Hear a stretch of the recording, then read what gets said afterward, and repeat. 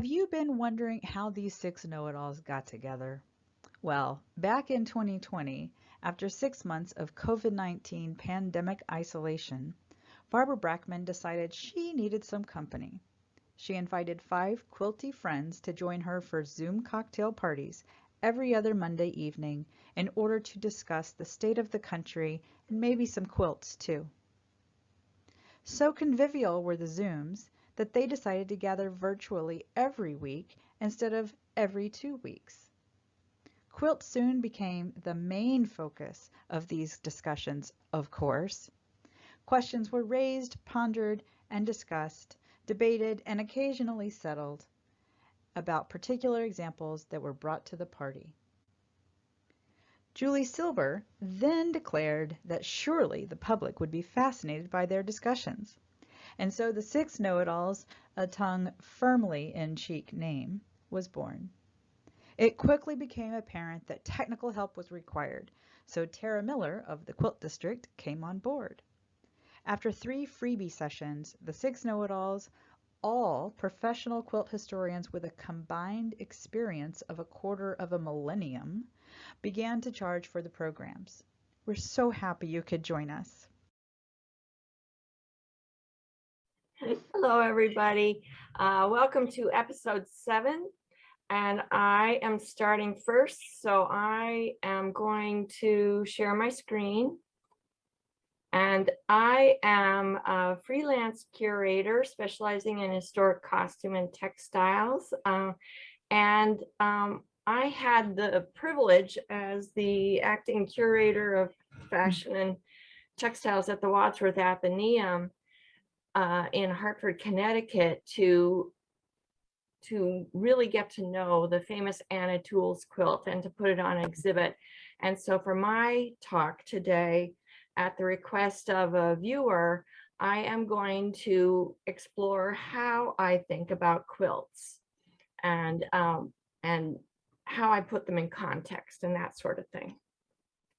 And as a former editor of Uncoverings, I hope this gives anyone who's thinking of writing a paper for Uncoverings, which is the annual journal of the American Quilt Study Group.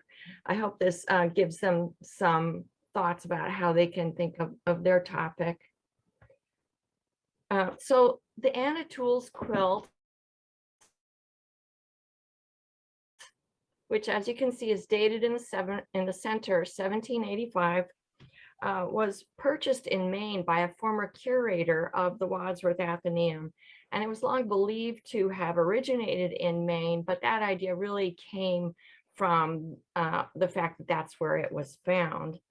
And it's been written about over and over and over again and described as the earliest dated patchwork quilts in America. And so the first step in any project like this is to do what's called a historiography. You want to find out what other people have written on your topic. And so this quilt has been published over and over and over and over again. And I first became aware of it when I read the seminal Quilts in America by Patsy and Myron Orlovsky. But it's important to keep in mind that researchers' knowledge changes over time.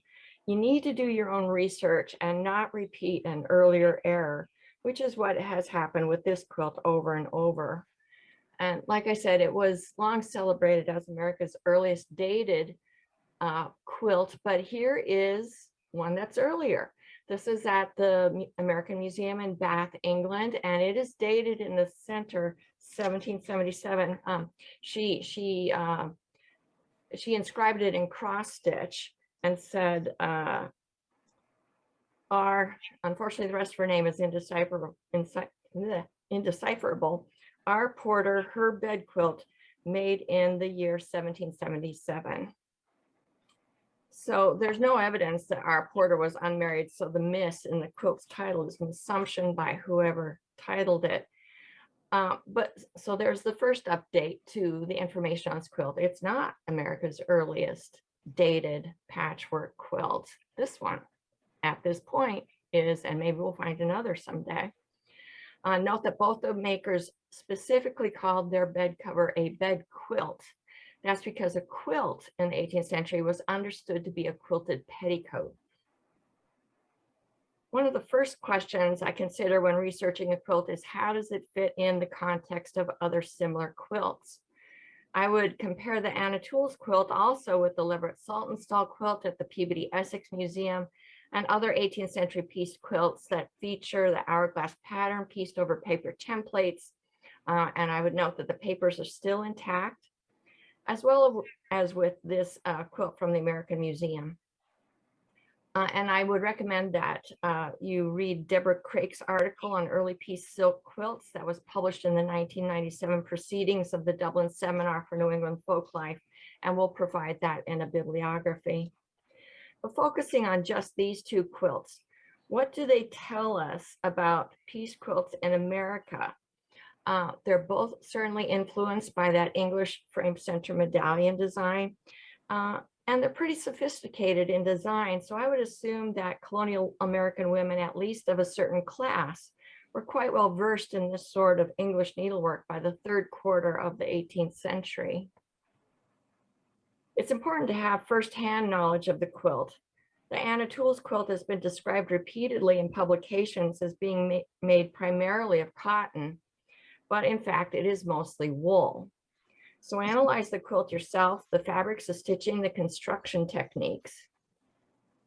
And personally, as a costume historian, I always put the fabrics I see in quilts in context with clothing of the period to assist in dating, and in this case, understanding the choice for its application.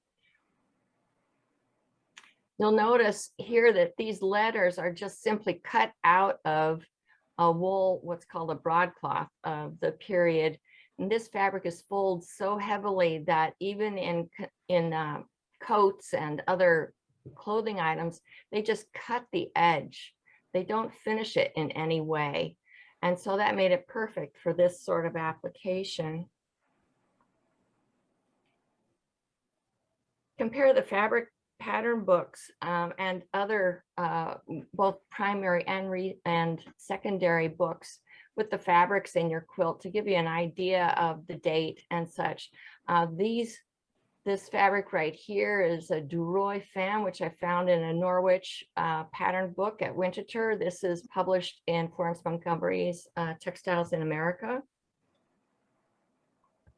What do the fabric choices say about the quilt maker? Her economic status, her design aesthetic. What does it say about the fabrics available to her? This striped calamanco is called a fine calamanco in this Norwich pattern book. So we all are very familiar with calamanco as a description of early whole cloth wool quilts. Well, here it is. It's striped. It's not those solid colors that we see. But I can't get bogged down because I only have a few minutes. Okay, so what do these fabrics tell us about international trade? Here's a fabric, a tapizado, that's from France. And what do the fabrics say about domestic economy? These are just possible questions to pursue. There's a wide variety of fabrics in this quilt. Some are very high end and some are very mundane, everyday sort of hand woven blue and white cotton checks that are used for handkerchiefs and men's shirts and that sort of thing. What's really interesting to me is the choice of the pink border fabric. It's a plain woven glazed worsted called Tammy, and it was a really cheap fabric. That's often used as linings for petticoats and linings for other sorts of garments. So this is not a high-end fabric. And the back is just a reused blanket. So overall, I would say that Mrs. Tuels was of a kind of middling sort. She had some very high-end fabrics, but the majority are actually pretty middle and even low end. The other thing is to look for anomalies. When I first saw this quilt, I was like, what the heck is going on here? And somebody had patched some frayed spots with late 19th century calicos, and they really stood out. And when I took them off, which I was fortunate to be able to do, what I found were these worn out patches that you can clearly see the paper template still inside the quilt. What's really telling is the inscription of the center medallion. Made by the mother of Anna Tuels in 1785, it documents the tradition of providing a daughter with the items she needed to go to housekeeping, which was the period term when a woman got married and left the home, her father's home. A special bed cover was often an important part of a young woman's dowry. The woman's maiden name or initials were stitched onto linens, cut into silver, or carved into blanket chests, or in this case, appliqued onto the bed quilt, insistently marking those items as her own at a time when legally married women had no right to own property. Traditionally, however, textiles and other movable items that a woman brought to the household upon her marriage, her dowry, were considered her property. And as historian Laurel Thatcher Ulrich stated in her chapter on this, Hannah Barnard covered, see Hannah Barnard, as she stated in her chapter on this cupboard in the Age of Homespun, this sort of property formed the core of a female inheritance. So the lesson here is that quilts were not created in a vacuum. Think about the context of the other decorative arts. It's been stated that the use of hearts on a quilt indicates that it was made for a marriage. This may be exaggerated, but I believe the idea is supported by this quilt and another in the collection of Old Sturbridge Village, which is quilted with the date 1806 and initials and mottos such as love and friendship within hearts. Perhaps most importantly, who was the maker of this quilt? The mother of Anna Tuels. Some have proposed that experienced tailor tools of Marshfield, Mass. Made this quilt, but I would argue that the date of her daughter's marriage to Luke Hall in 1797 does not jibe with the period practice of supplying bed furnishings, especially anything with a woman's name on it upon marriage. You need more than just a name to be able to assign an attribution. But now it's out there that the maker was experienced tailor tools. So go back to lesson 1. Do your own primary source research, compare with other quilts and decorative arts of the period, and don't just repeat what others have said, unless you find it to be true. And that's what I have for you. Very cool. I have to say that my research on bed rugs makes me a little less certain, because bed rugs, I have found, again,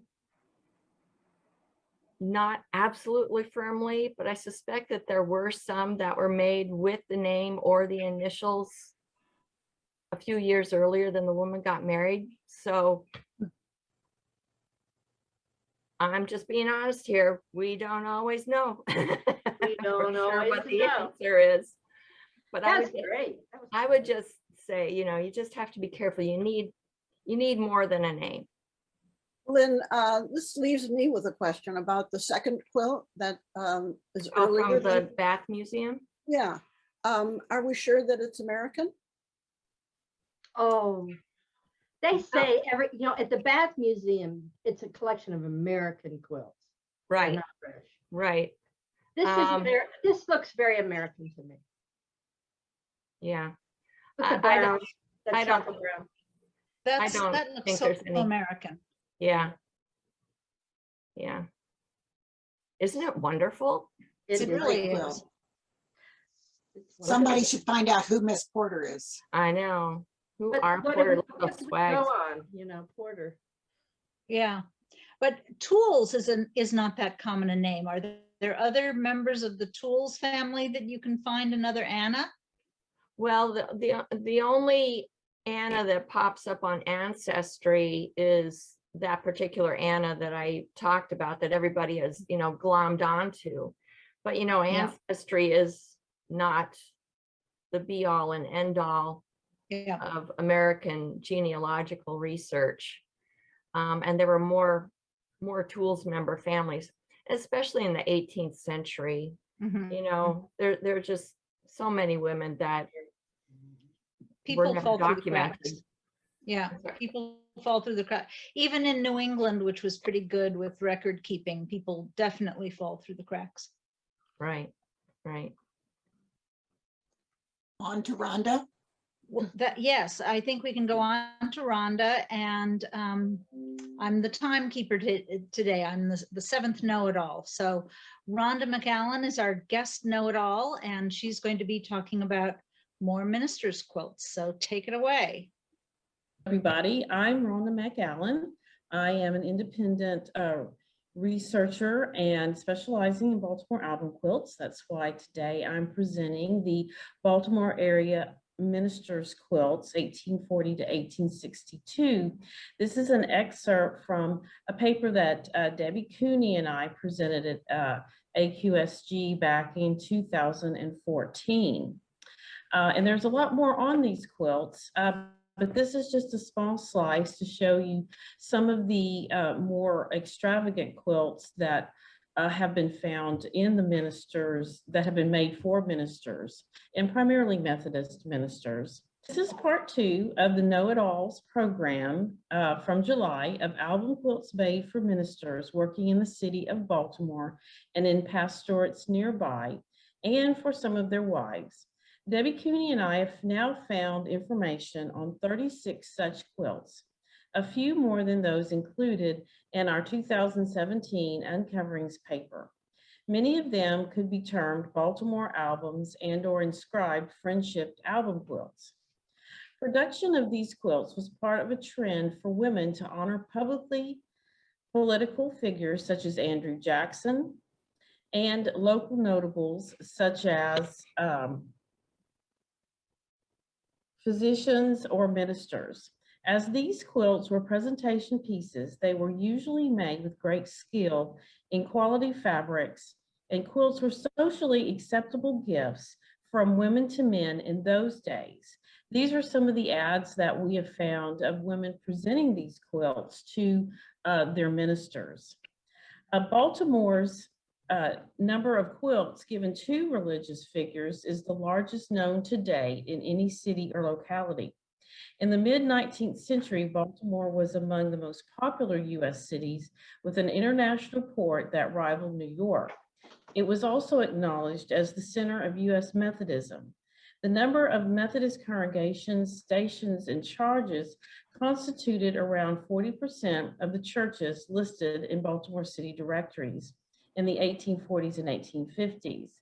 Quilts made for its ministers add up to almost 2/3 of the total known so far, which accounts for only a fraction of the number of ministers who served the Methodist congregations during this period. There are probably many more of these quilts left to find. The Methodist practice of moving its ministers to new assignments every 2 years probably explains the motivation of churchwomen to make a parting gift for their spiritual leaders.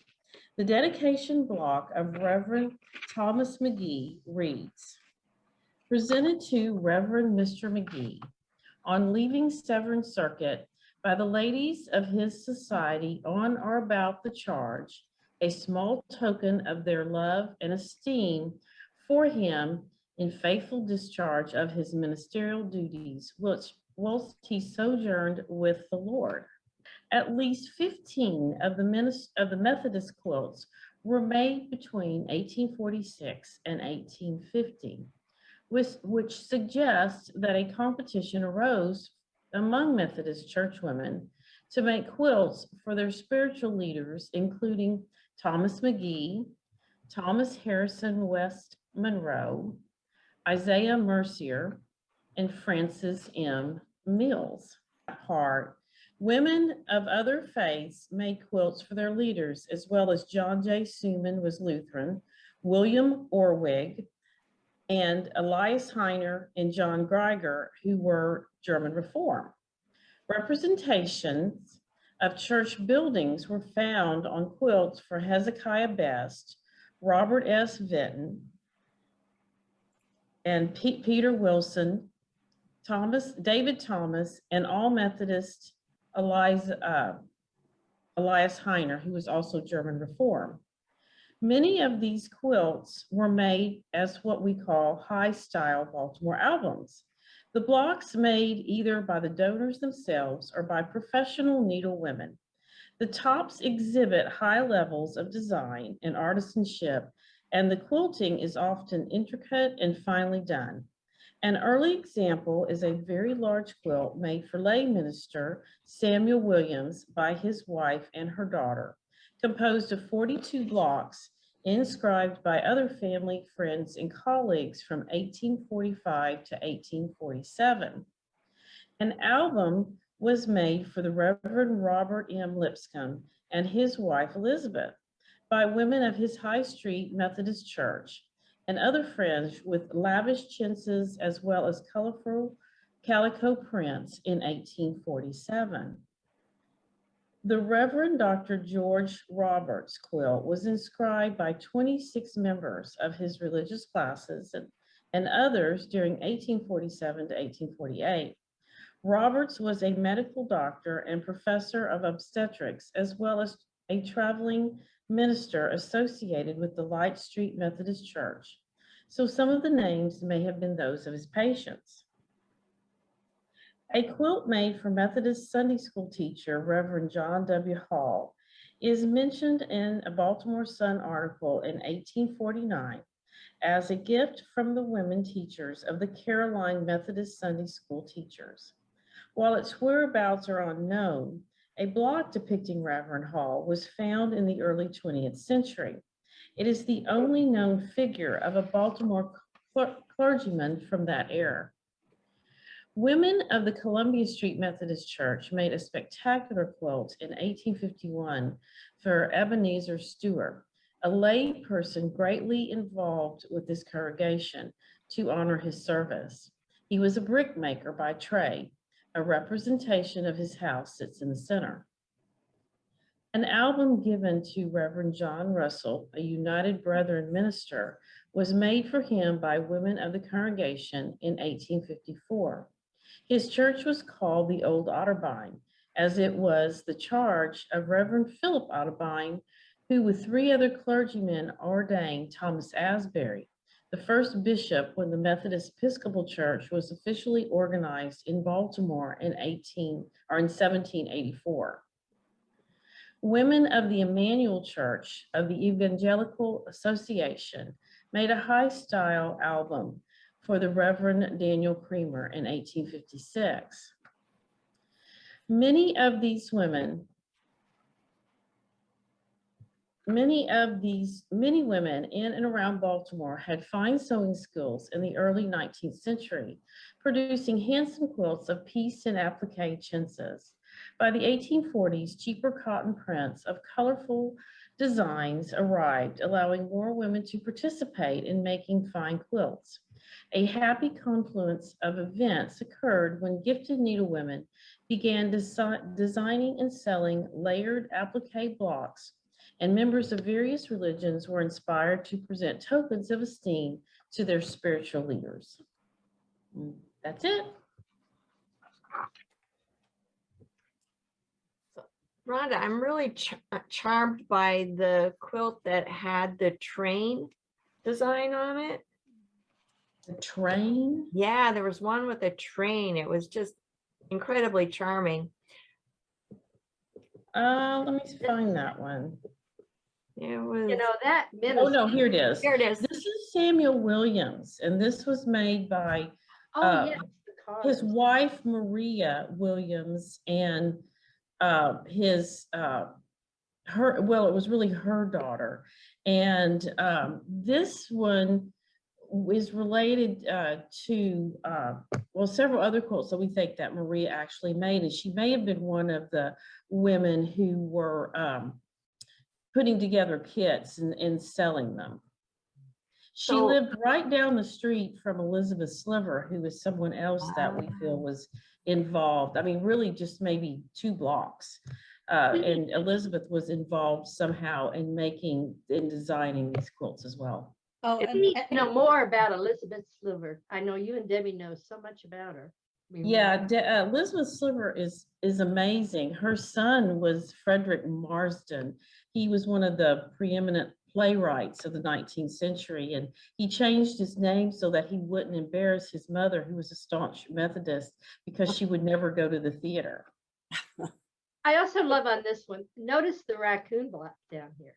Do you see that? Raccoon? Yeah, this one's got a lot of character. It's pretty amazing. Or is that I a, don't know if that's I think really it's a raccoon.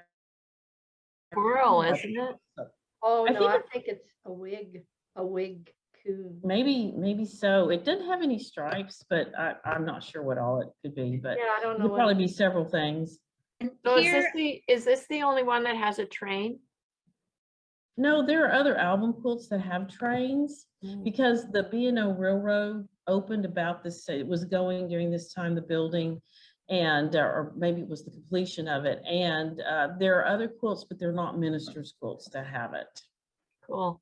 and here, let me also say, following on what Lynn was saying about how we research and dive into quilts, in a case like this where you have lots of signatures on quilts, it's really good to go to the city directories and what you, which obviously you and Debbie did, but I'm just, you know, revisiting this, that to go to the map and the city directory and get the addresses of where everybody is and plot them on the map and see if they belong to the same church, which obviously in these cases they belong to the same church. But if you have a signature quilt, otherwise, you know, you start being able to find out what the connections might be. I was researching an album quilt we were given recently, and the family said that everyone who signed it were other members of her Sunday school society in, again, the Methodist Church, in this case in Manhattan. And I found some people who did show up in Methodist records, but I found others who shared the same occupation as her husband, which I can't remember if he was a tailor or a shoemaker or something, I can't remember. But if you look at those street directories and the maps, you start, the street directories tend to give people's occupations. And so sometimes that will give you insight. So just following up on what Lynn was saying about how do we research quilts, what Rhonda and Debbie did with all of these dozens and dozens and dozens of Baltimore albums is just extraordinary, but you found the connections by doing that deep dive. Right. I have a map that is probably 12 feet by, well, let's see, my ceilings are about 12 by 12 that Wow. I have taken from the fire maps and blown them up and pieced them together. And I have, it's in my hallway. And Wow. I have taken little pins and put them, and I sort out where all of these people live. And it's extremely, it is amazing. And the other thing that's good to do is to look at the old tax records. You'd be Right. surprised what kind of information you find in those tax records. Some of them even have diagrams of the homes, how they're situated.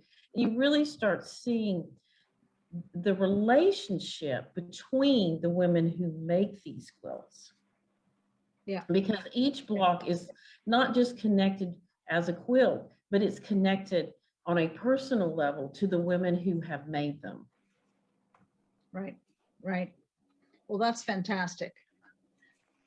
Anyone else have a question or a comment, or should we move along to Susan? Okay, Susan Miller is our other guest know-it-all this month. So I'm going to let her introduce herself and take it away. Hi, everybody. I am Susan Price Miller. I am an independent quilt researcher and writer with special interest in Iowa and 20th century quilt topics. I appreciate being asked to be a temporary know-it-all and having the chance to present new information about the circuit rider's quilt. The statement here is extreme. I know it's not the kind historians usually make, but I hope the evidence here will support the claims. I first became interested in the circuit rider's quilt in the 1990s when I lived in Iowa, where Carly Sexton had published an unusual rose wreath with concave stems as the Iowa rose. I searched for possible source of her pattern and found an example on the circuit rider quilt, an Ohio quilt accessioned by the Art Institute of Chicago in 1919. That discovery sent me down a rather worn rabbit hole and led to a paper for Uncoverings in 2008. The quilt has an inscribed dedication on one border near the corner that the AIC, the abbreviation for Art Institute of Chicago, transcribed as, quote, presented to the Reverend G.C. Warble by the class of Low Chapel, comma, Miami, comma, ACUBCH, unquote. The museum's description of the quilt further stated, quote, this quilt was made by 40 women of the United Brethren Church of Miami, comma, Ohio. It is composed of 42 blocks, each with the name of the maker. My initial research was at a dead end since I couldn't find a Low Chapel at any location with Miami in its name. However, when I saw the quilt briefly brought out of storage at the museum, I discovered no comma after Miami and learned the phrase without the comma meant Miami Annual Conference, United Brethren in Christ. Well, this just opened all kinds of avenues for new research. As for the rest of the statement presented here, we'll see how that turns out. I discovered soon that the Low Chapel was actually in Summers Township in Preble County in Southwest Ohio. This is the Indiana border, and it's just north of Cincinnati. This is Preble County. This is Summers Township, and Low Chapel was at the crossroads here on William Lowe's farm, about 3 miles west of Camden. This map of 1871 shows how developed the area was. All of the land is settled and being farmed. It's platted. There are roads, even a railroad. Rivers are bridged. Travel is fairly easy at this time. In the short time I saw the quilt, I copied down most of the inscribed names that were readable. Many of the people were related. The colors on the chart show family connections that include mother and child, spouses, sisters, and sisters-in-law. And the colors here, the pink ones, all have the name of Reeve, and they all have the same rose design. There's 5, one in the center and one at each corner. And there's 2 more members of the Reeve family over here.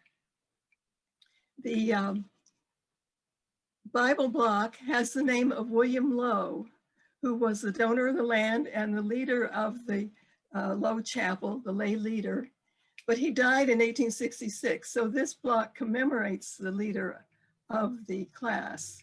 His widow is listed as Mother Lowe. That's the way she signed, Mother Lowe. And their son-in-law, Augustus Troth, his name is on the block with the shield. So we have kind of a family grouping right here in the center. And I think the arrangement of the rose blocks and all of the Reeve women shows that they're probably the one who had the idea for this project and maybe worked on the layout and organized it. About a dozen women, not 42 separate women, as stated later, made the blocks, and names include men as well as women. We have, I think, here a sort of a composite picture of the whole community. And all of these people lived within just a few miles of Low Chapel. Just a quick review of George Warvel's ministry. He was born in Warren County, here with a blue star, in 1825. He was ordained in 1852 and served the denomination for about 40 years, often as an itinerant minister. And this is what he's called in the minutes of the annual conference. And I've looked at all of those minutes. He was assigned each year, almost every year it was different, to a circuit, which was a group of small classes or just small groups. In 1871, the circuit he served had only 200 members total. So in 1861, Warville served the Germantown Circuit in Montgomery County, which is right here. But Low Chapel was on the New Hope Circuit that had been created in 1857. And this is the New Hope. This is Low Chapel on the New Hope Circuit. So George Warville was here in Montgomery County serving the Germantown Circuit. He was not at Low Chapel in early 1860s, which is generally the date that is assigned to the quilt. He did serve Low Chapel between 1867 and 1869, at which time Low Chapel had been put on the West Elkton Circuit. And West Elkton was a little burg here in the next township, next to Somers Township. That's the circuit he was serving, and at that time, Low Chapel was part of that circuit. Now, I just discovered this year a piece of evidence that's a researcher's dream. It was this article in the Hamilton, Ohio Evening Journal in 1932, which is just after the Circuit Rider quilt had been published in Women's World magazine. And this supplies a missing piece of the puzzle about what happened to the quilt. This reads, the July Woman's World published in Chicago carries a picture of a quilt, the Circuit Rider's quilt, which is now owned by the Chicago Art Institute. It was purchased a few years ago, which actually had to have been about 15 to 20 years. It was purchased a few years ago from Miss Elizabeth Warville, who until recently made her home on her farm 4 miles west of Hamilton at Cincinnati. And that is Warville's younger daughter, Elizabeth Warville. So she sold the quilt. And the article goes on to say the quilt, more commonly known as a friendship quilt, was presented to Miss Warville's father, the late Reverend Warville, by ladies of his charges at West Elkton and vicinity. So there we have the provenance for the quilt. Actually, this statement is not totally correct because the ladies were not at the West Elkton little town. They were part of the West Elkton Circle. So once again, what we have is not totally correct. Emma Hodge was the woman who collected the quilt. She amassed 21 quilts in her collection. And we know that she had them before 1915. She was showing them to friends in her home in April. And then they were exhibited at the Art Institute of Chicago in October of 1915. And the writer who was commenting on the exhibit included this comment, the famous Circuit Rider quilt.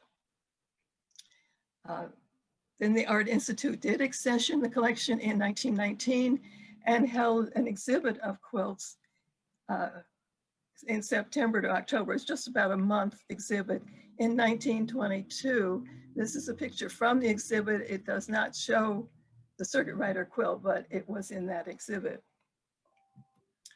So in 1923, just after that exhibit, the Illustrated Needlework magazine, published in Chicago, had this huge spread. It's a centerfold, 2-page centerfold, and this was a large magazine size with all of the blocks drawn out and colored with an illustration, a line illustration here of how the blocks were arranged.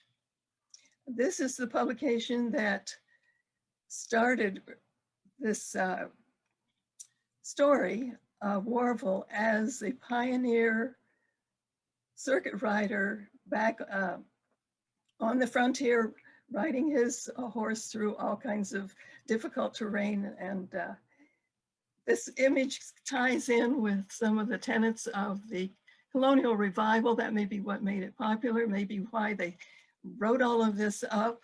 This is very fanciful writing.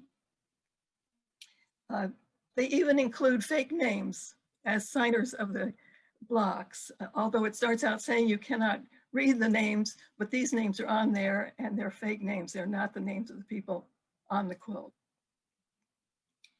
Without a photograph, the public, I think, would assume that this is what the quilt looked like. The same feature, the same words, the same story was repeated in Woman's World, July 1932. This time, the black and white illustration is in color, and the pattern, I should have said the previous pattern, the previous article offered perforated patterns and stamping paste to go with it, at no cost, apparently. It doesn't mention a cost. But this time, the patterns are 20 cents each, which is quite a bit if you're going to make the whole quilt. So it suggests that you might just take one pattern and repeat it over and over for a quilt, or make a pillow with the pattern. Now that story about the circuit rider is repeated over and over throughout the 20th century in all of these publications, and even one more. Joyce Gross included it in Quilter's Journal. But Carrie Hall had it in the Romance of the Patchwork Quilt in America. She didn't have a picture. Elizabeth Wells Robertson in American Quilts had 16 blocks in a black and white photograph. Mildred Davidson had a catalog of another exhibit of quilts in 1966, and she had 16 blocks from the center of the quilt in black and white. And then these others go on. You can see how they're repeated. The illustration is repeated over and over with the story. At this point, the patterns are laid out, drawn out with all the pieces, but they're not separate. It was Ruby Duncan who separated them into separate templates. This is an interesting publication. Kitchen Clatter Magazine was a small homemakers magazine in Southwest Iowa. It was connected with a radio station.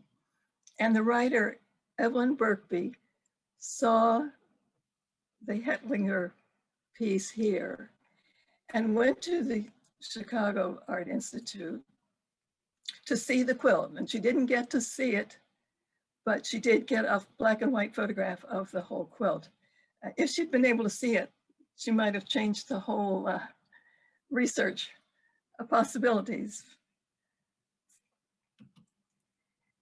When I was preparing my presentation and publication of the paper on the Circuit Rider quilt, I contacted the Art Institute of Chicago and asked them for a color picture, which they did not have. They said they had to get it out of storage and have a photographer take the picture. And this is the picture.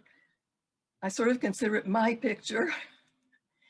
I actually had to pay for it.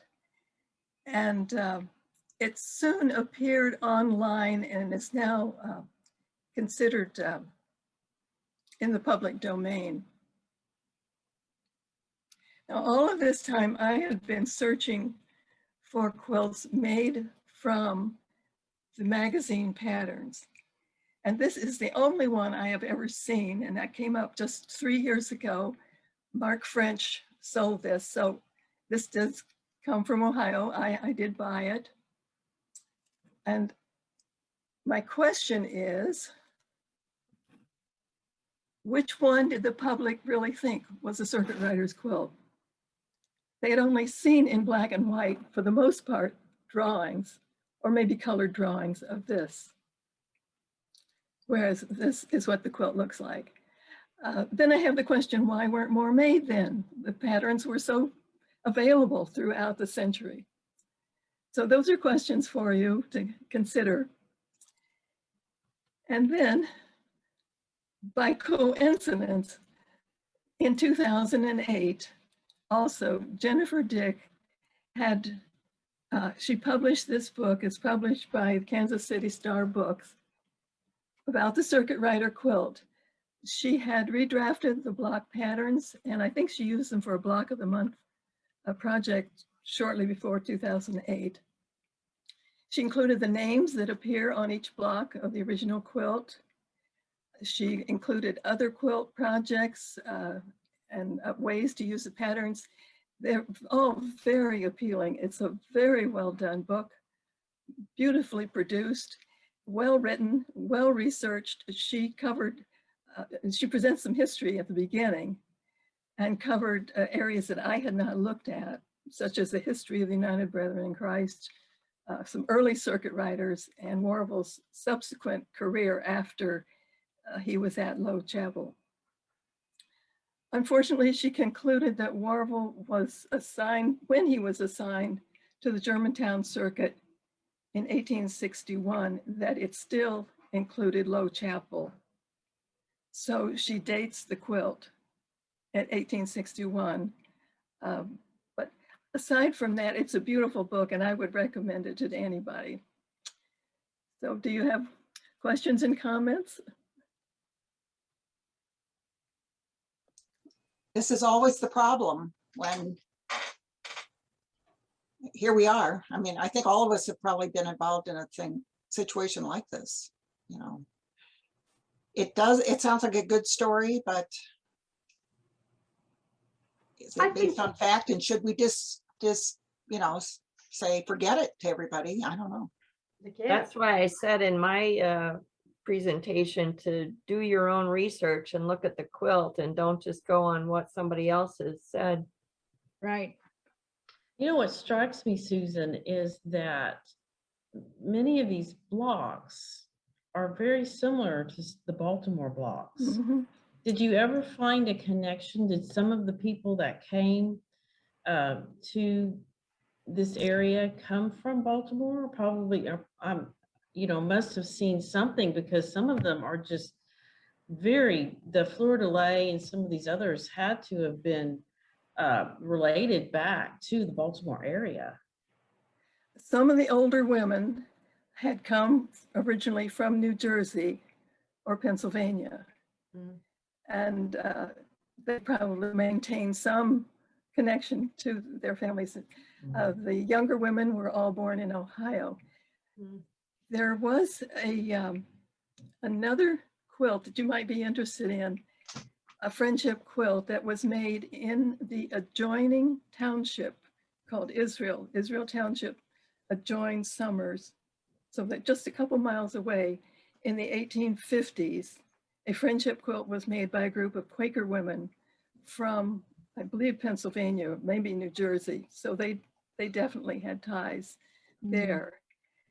That quilt is now at the International Quilt Museum in Lincoln. And I've tried to research it some. I have the names from that quilt. Oh, okay.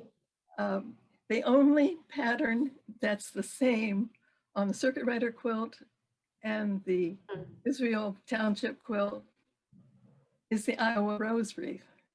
Oh, I find that quite interesting. And that particular rose wreath has, the roses are made of 8 petals, not just one rose, not just one flat rose. You know, in Kansas, a lot of our early settlers were abolitionist-minded people, and quite a few came from Preble County. It was a hotbed of Quakerism and anti-slavery, as I recall, off the top of my head. So how old do you think this quilt is? I mean, what year do you think it was made? 1867, 68. And that's what's on it. That's inked on it or embroidered on it. That from internal evidence, Okay. and there's a lot of other evidence of who was at Low Chapel in 1861. The name of the minister there was Davis. He was there when the chapel was built in 1862. So it's genealogical evidence rather than a date. There's a lot of evidence. Yeah. Did you ever find class records that would show what classes these women were in, or they were in classes together, or church, the actual church records? Well, it's not really a church, no. only in one case in the 1870s, I did come across, and I think this would be available in other years too, those who had contributed a little money to the mission project.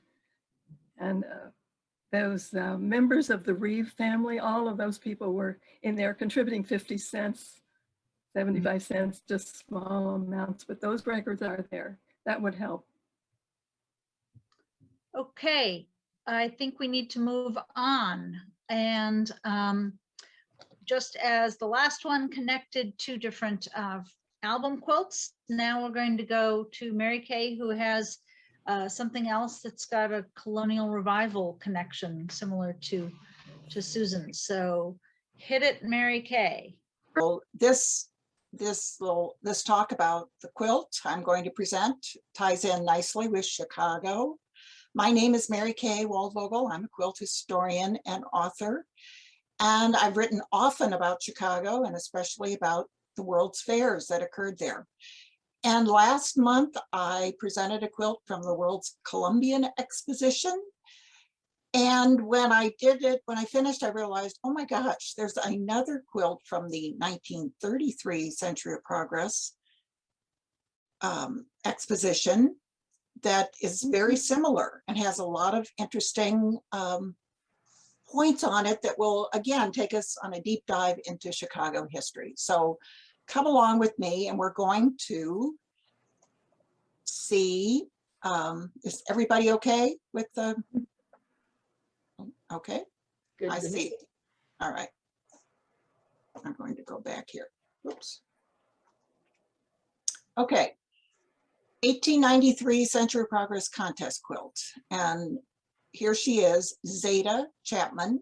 On the back of her quilt, she made it clear that she was the maker, and this was the title of her quilt, Wheel of Progress Quilt, Zeta Chapman, New Smyrna, Florida. She was born in 1876 in Illinois, a farm girl back then, and a farmer's wife and a mother of 3 sons living in Florida. She died there in 1960. But for some reason, in 1933, she heard about the contest that Sears was sponsoring to promote the Chicago World's Fair. And Sears was offering $1,000 to the best quilt made in the country. And they were going to offer a $200 prize if the quilt was in the theme of the Century of Progress. And I guess Zeta decided that she would do that. And so we have this really original looking quilt that she finished in plenty of time, but did not win a prize. But let's look first at the quilt from the episode 7. And if you remember, this was a quilt that was made prior to the 1893 World's Columbian Exposition in Chicago. At the time I gave it, we thought it was made by a man, Leonard Mitchell, but I suspected it wasn't because of his job and the fact that he moved around a lot. And lo and behold, Barbara Brackman found something after we went off the air, and maybe she'll find something in newspapers to come about Zeta also, we'll see. But now I think it's absolutely true that this quilt was likely made by, likely made by Elizabeth Matheson Stark of Illinois. She too places a man's image right in the center. This one happens to be Christopher Columbus.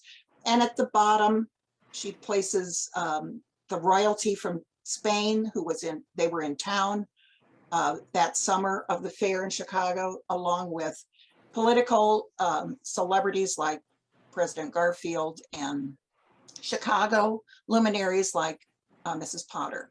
And in the upper right is the mayor of Chicago. So again, the one on the left commemorates the 1893 fair. They called it the White City. And Zeta's quilt connects that 1893 fair with the 1933 World's Fair. And you could see in the spokes of her Wheel of Progress, if you start at 10, it goes Chicago World's Fair 1893, go back to that spoke and go to the right, Chicago Century of Progress, 1933. At the top of her quilt, she welcomes the world. Welcome to Chicago, June 1st to November 1st, 1933. And she is right in saying that it's 100 years old. And that was the reason for the fair, was to celebrate the birthday of this city and the progress that it had made since the time it was just a fortress on Lake Michigan. Those hands that come in are supposedly her granddaughter's hands that she appliqued on there. And I love her clock that she is doing. And I pulled some of the images forward so you could see them. And these are, the numbers on there are up to 100. So it's the 100 years, again, of the history of Chicago. There are patriotic symbols on the quilt. In the upper left, we have the Liberty Bell with July 4th, 1776. In the center is the flag with 48 stars appliqued precisely. To me, that would take days to do, or months probably. But she really seems to be taken with the father of our country. And remember, the father of the country was on that other one too, the 1893 one. But here she focuses on it. And this is where some of the, I think the colonial revival influence is evident. His birthday, his bicentennial of George Washington was February of 1932. And that was a pretty big deal in the United States. And Zeta puts him in this quilt along with I Cannot Tell a Lie, his hatchet. He is dressed, interestingly, with that's a tie that we've seen that on some of the other quilts I've looked at. So she's dressing George Washington and putting him there. And remember, she was, or I may have not told you this yet, but she was from Illinois. Her parents were from Illinois. She's buried, she and her husband are buried in Illinois. They were probably rightly proud of their state and the fact that Chicago was hosting their second World's Fair.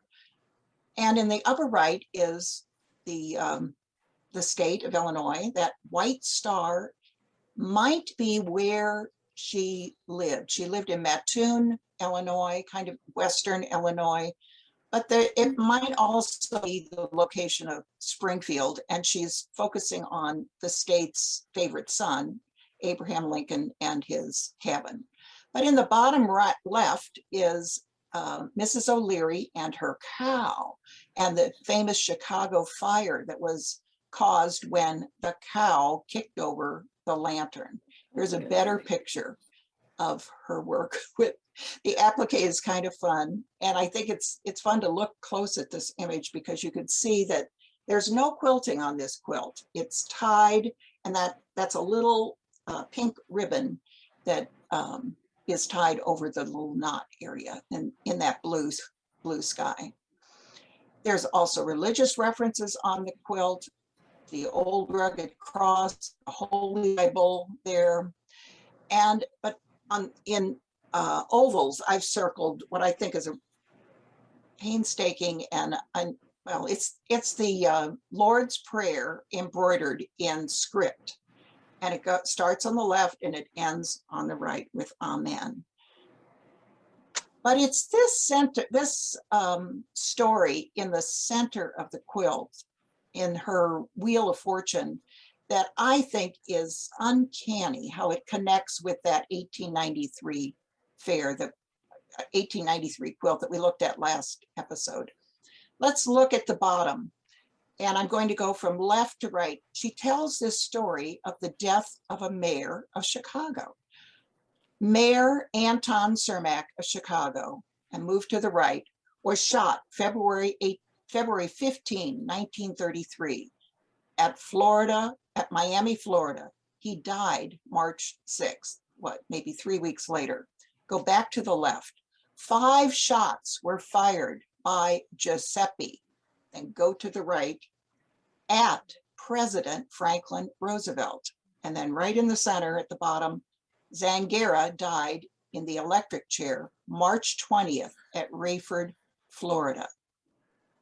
I don't know if all of us know about this event, but she says here incorrectly, President Franklin, he was president-elect. If the president-elect had been shot and killed that day, imagine what our world would be like, what we would have grown up with. But he was not shot. Instead, Mayor Cermak was hit. He was bleeding. He was not killed at the moment he was shot. They put him in Franklin's car, drove him to the hospital, and it was just a huge shock. And here's the headline for that day in the Chicago Tribune: "Maniac," that would be Giuseppe Zangara, "fires at Roosevelt." Apparently, there was a large crowd gathered.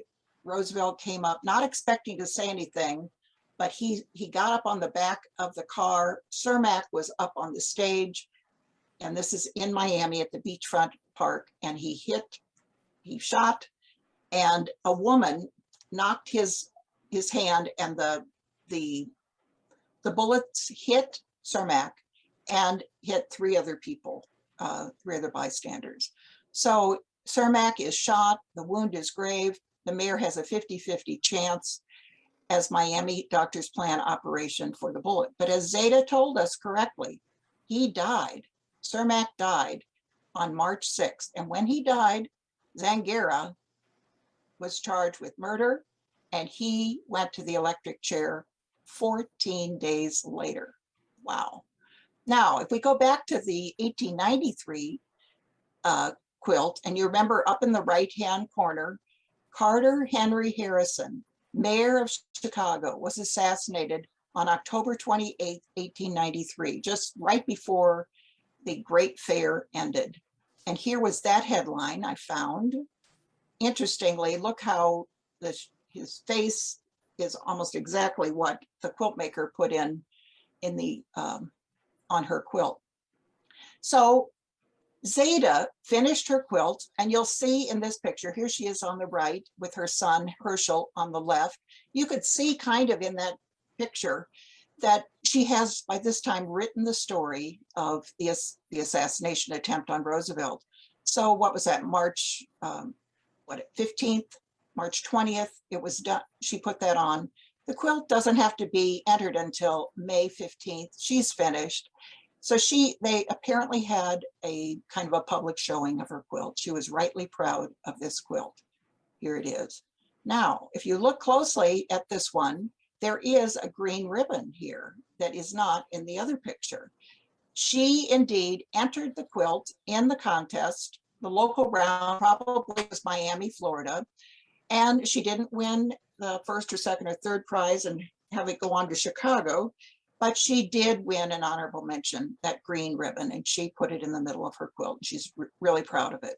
These are the three winners of that round in Miami. The one in the center won the first place.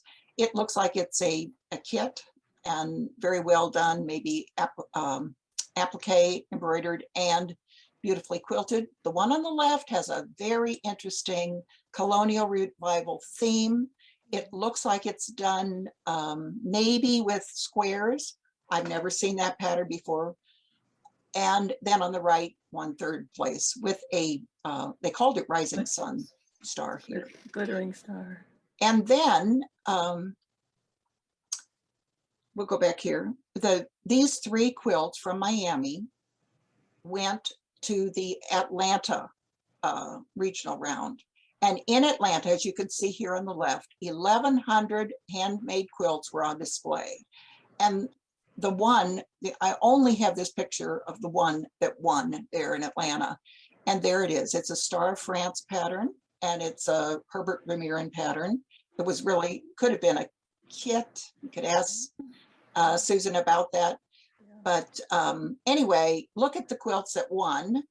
Those are the top ones that won in Chicago. And these are the top three quilts that won first, second, and third place. Of course, the judges are looking at Miss Caden's quilt. The one that she entered probably didn't put a stitch in it. You could see it's a lovely quilt. It's in greens, and the judges were most taken by the stuffing. On the left is Louisiana Rose that won second place, and that too is a pattern. And one on the right is Delectable Mountains, and it's red and white, large. So in Chicago, I wanted to show you some of what other people were thinking about. In order to get that $200 bonus, Sears offered $1,000 for the best prize, but if it turned out the grand prize was in the theme of the World's Fair, Century of Progress, they would give a bonus of $200. The judges didn't particularly care about those, and so they didn't get much attention. But in Chicago, they did show these as a group in 1934. But look at what else was shown. What else we found? This is all of these quilts were found after the book was published in Patchwork Souvenirs was published in 1993, and the two quilts on the right were found in the Wisconsin Quilt Project, and they appear in their books. I think that it's interesting to compare the three. All of them have the US flag on them. I'm not sure why, but they do. And they have the circle. It might refer to the Ferris wheel that was the famous outcome of the 1893 fair. I think it's interesting how people interpreted the theme. And that's the end of the story. I hope that you liked getting to know Zeta and her quilt. And are there any comments? I'm just blown away by how, they're beautiful, but how mundane the quilts that they chose as prize winners were compared to these others. Snore. I love Zeta's quilt. We should have been the judges. The Well, and I second one wonder- on the right, the middle one on the right there, the one behind the front one. That's, Art Deco to the max. Right. And if you go to the one before that, there was one further down on the left that was this wonderful modern swirl. Can you go back one more to the regional? Oh, yes. Oh, Go yes. back one more slide. Yeah. Back again. Oh. 3 more down to the right. That's that whirly gig. I think they should have disqualified kits. That shows no originality to do a kit like that. Well, it just shows what was valued of women's work, the precision, the fine skill, I guess, in stitching, but they cared nothing for artistry. For the original design. Original, thought. I think when Mary Kay and I wrote the book on this, we found how many, 20,000 quilts maybe were entered? That were entered, 24,000, yeah. It was Good just Lord. outrageous. And they put in that $1,200 prize, and the judges absolutely rejected the whole idea. They should have coordinated, of course, the rules of the judges, which is a good rule for quilt shows. So the judges, that was what they cared about, was precision points and traditional, very old-fashioned quilting, like stuffed quilting that had gone out 100 years earlier. Well, 180 years earlier. So interestingly, the woman one of the judges of this was from the Chicago Art Institute. Mary Kay, is that Bessie Bennett? No. Whoa, I don't know. That name sounds familiar. Yeah. No, it wasn't Bessie Bennett. Sue Roberts in the center, it worked for Sears. No, yeah. And on WLS. She was on the right is Mary McAllen, isn't it? Yes. Well, yes. Very not. That is very traditional quilt maker who had a business in Wisconsin. I can't remember the woman on the left, but it was just a bad match. Think of all the broken hearts. This was the heart of the Depression too, when $1,200 was, a lot of money. Yeah. And of course, it went, another topic for another know-it-all, it went to a woman who had a quilt business and didn't sew at all and never shared a nickel. She won $1,000, never shared a nickel with the people who made the quilt. She felt she'd paid them once. That was sufficient. That's an outrage. So it was an outrage. Well, It's an she Yeah, has- they outrage. had better rules. We've been, Mary Kay and I've been mad for 30 years. She has gone down in infamy. That is her punishment. That's I right. I don't mind her so much hiring people to make a quilt, which I do all the time, but I sure would share my $10,000 prize with the Well, people who help me. Not only that, it's fine to hire someone to do a quilt, but you don't get to claim a prize for it. You don't get to Well, enter that's- it as yours. that's- Anyway, Oh, we've all right, we've I have to gone, move on, we've Alden. gone considerably over. So we really need to move on to Barbara. All right. So I'm going to talk about several things that people have brought up already. Well, let me tell you who I am. I'm an independent curator, like Lynne is, and for many years, I did shows when the NEA money was available for many different museums on topics such as quilts from Emporia, Kansas, which were spectacular. And Mary Kay and I did a wonderful traveling show on this World's Fair, which was a real highlight of our lives. I'm a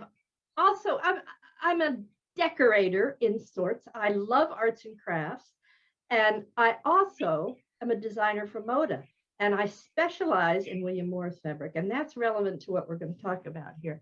So let's talk about this quilt, which is behind me. You've possibly noticed it on the wall. It's a rather mundane quilt. It is a pineapple. I don't really know how old it is. It has fabrics that look to be 1860s, 70s, 1910, 20. So you can imagine it as a project that might have taken a while. Not well done, not well done. And I bought it because I was totally enamored of the back. So here's the back. It's an Art Nouveau, a very arts and crafts print. And so I bought it because I thought, well, maybe I can do a fabric line with this as one of the big prints, but I never have. I don't know that it would sell. That outline is a little harsh. Here I am doing the fabric designer thing, but I've enjoyed this for years. And when I display it, I usually put it upside down on the bed with the arts and crafts pattern on the back. So I have been thinking about it for a while. And one of the problems I have when I'm working for Moda is designing William Morris quilts. William Morris thought quilts were anathema. He didn't even like printed fabric. You were supposed to weave it or embroider it.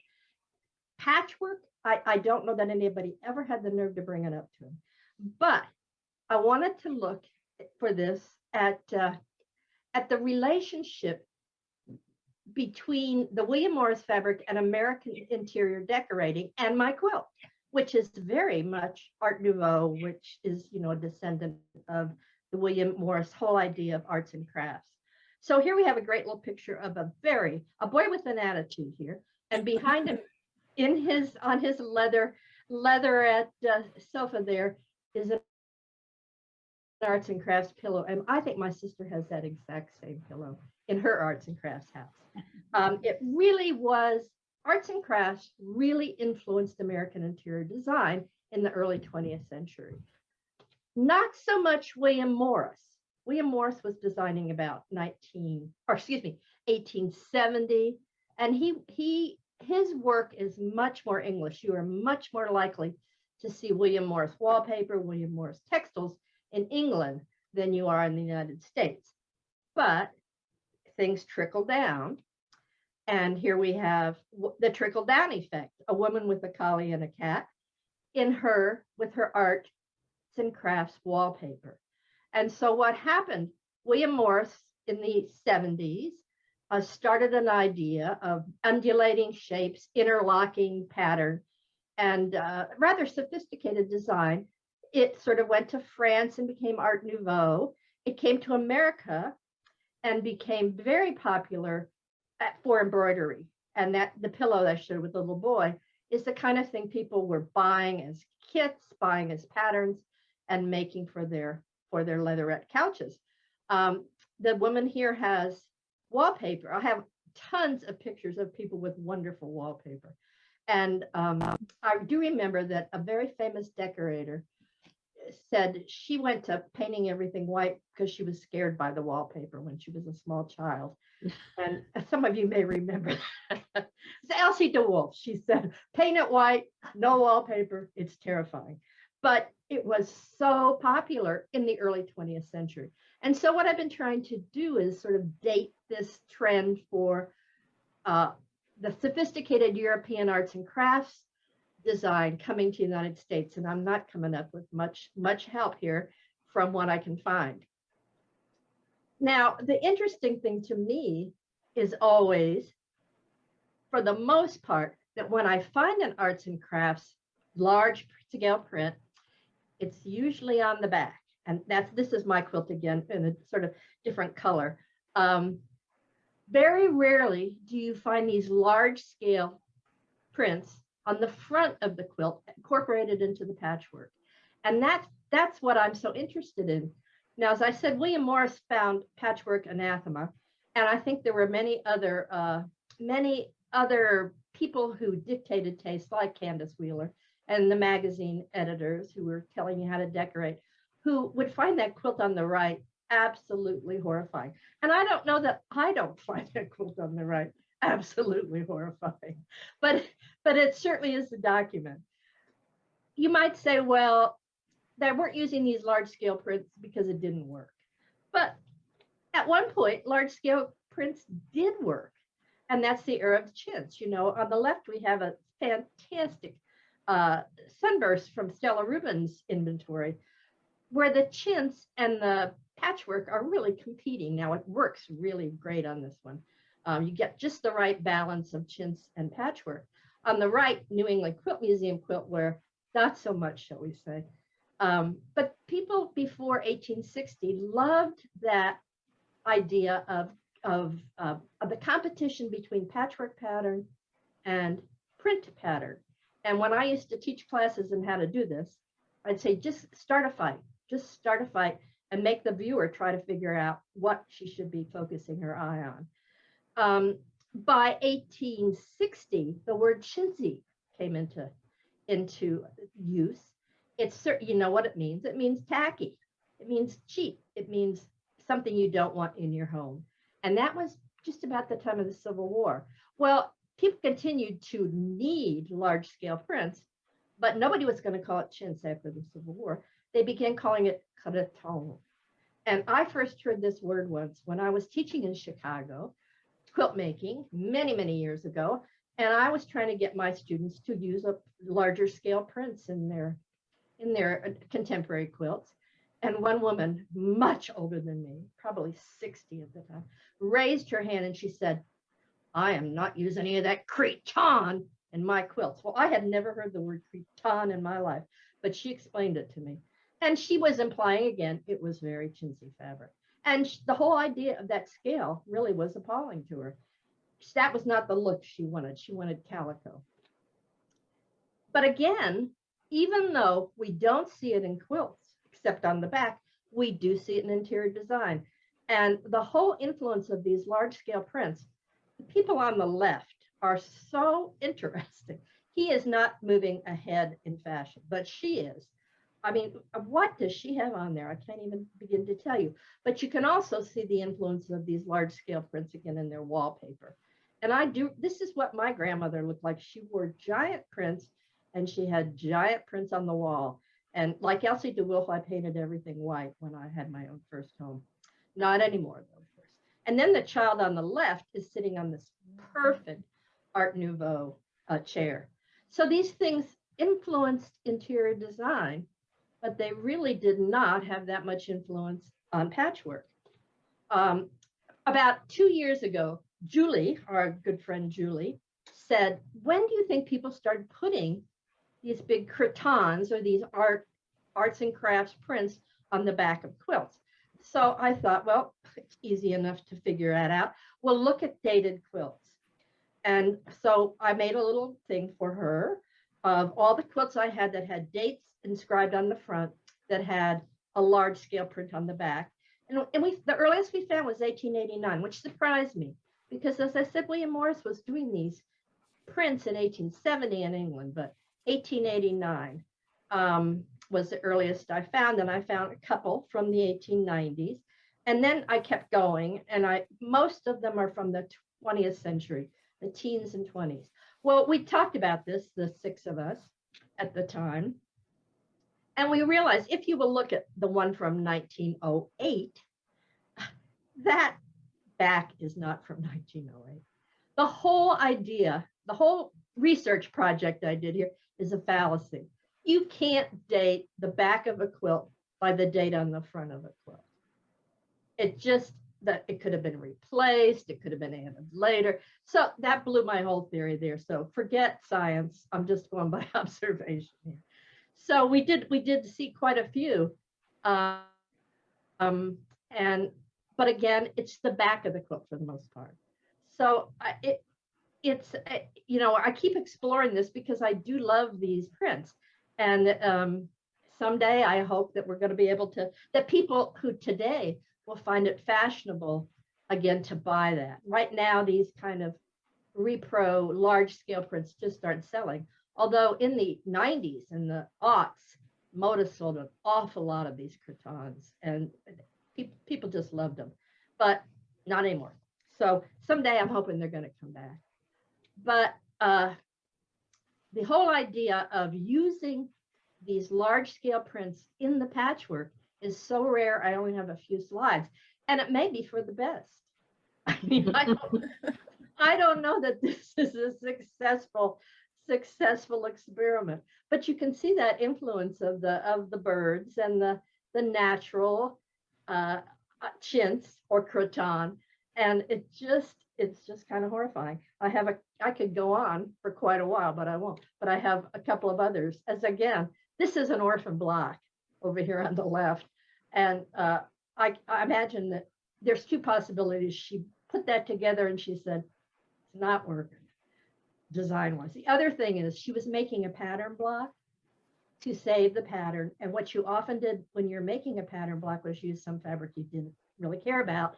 You just were trying to save the pattern, and that might be why it's so unusual. And then here on the right, this doesn't seem to be a good solution either. So all I have to say about this is that I feel like it was an idea whose time had come and gone, and that's the only way that people would really incorporate this very important trend in decorating was to use it as backs. And just like me, I bet they flipped that quilt over and used the patchwork front or the arts and crafts back for decorating.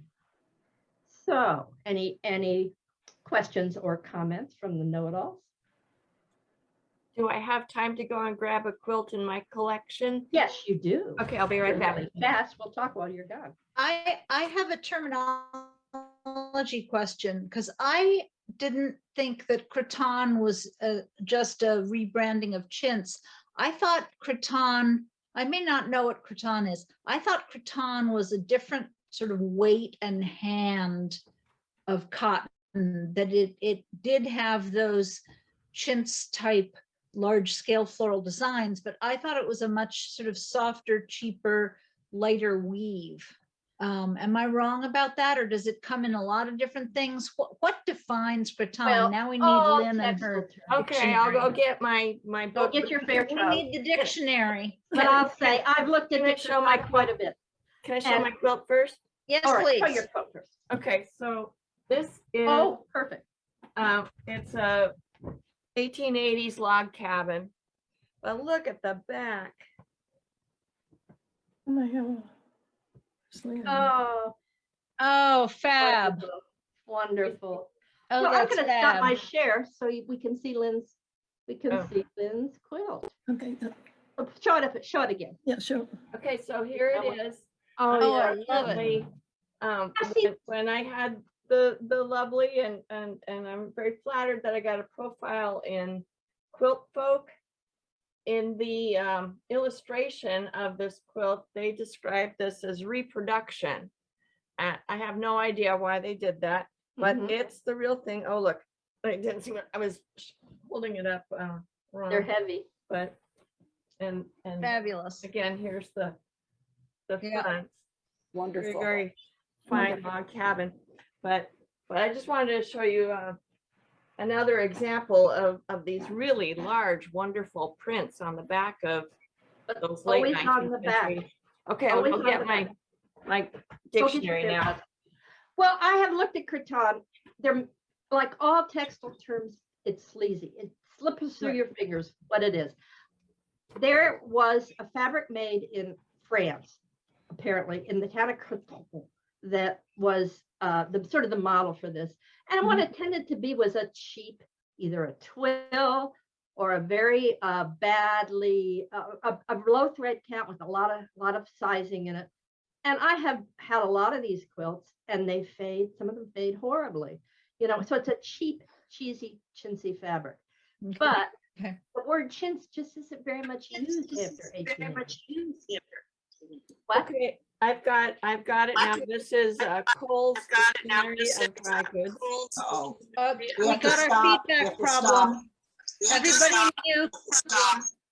Everybody mute.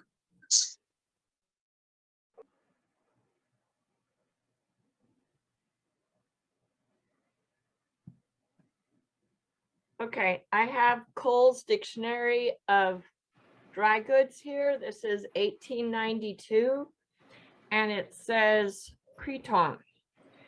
Originally a strong white fabric of hempen warp and linen weft with various textures of surface, sometimes plain, but oftener twilled or mommied. 40 years ago, when chintzes went out of fashion, an enterprising Philadelphia manufacturer saw the beauty which might lie in printing the white cretonne with delicate patterns and finishing it with a glaze, and forthwith placed his inspiration upon the market. The fabric came into immediate and permanent popularity. It is used for many household purposes, chiefly, however, for curtains, chair, and sofa coverings. See chintz. And then Lewis Harmuth, let's see.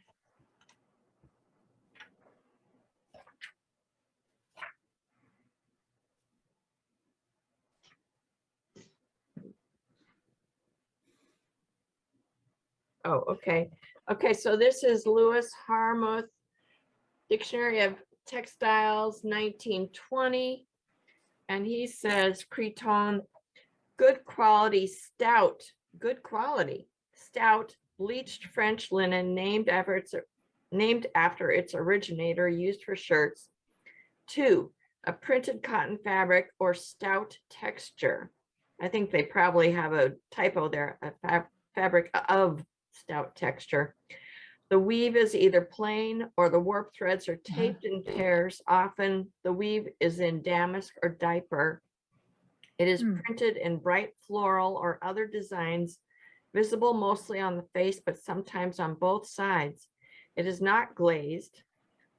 This fact being the distinguishing mark from chintz, used for drapery and upholstery.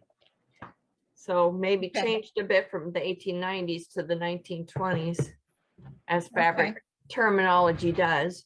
Yeah. Oh. Thank you. You're muted, Barbara. You know, with all those cretonnes that we've been showing, I try to make William Morris happy because, you know, I really admire the man, but he's spinning in his grave at most of these things that are sort of the trickle down effect from when he started. Those are not William Morris quality prints, drawings, colors, everything. And so everything becomes trickle down and into America and winds up on the back of quilts. So I just find it very interesting to summarize that something that was so popular in interior design was so unpopular with patchwork quilt makers. We need to move on.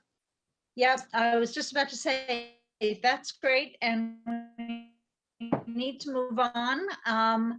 And our last speaker today is our dear Julie.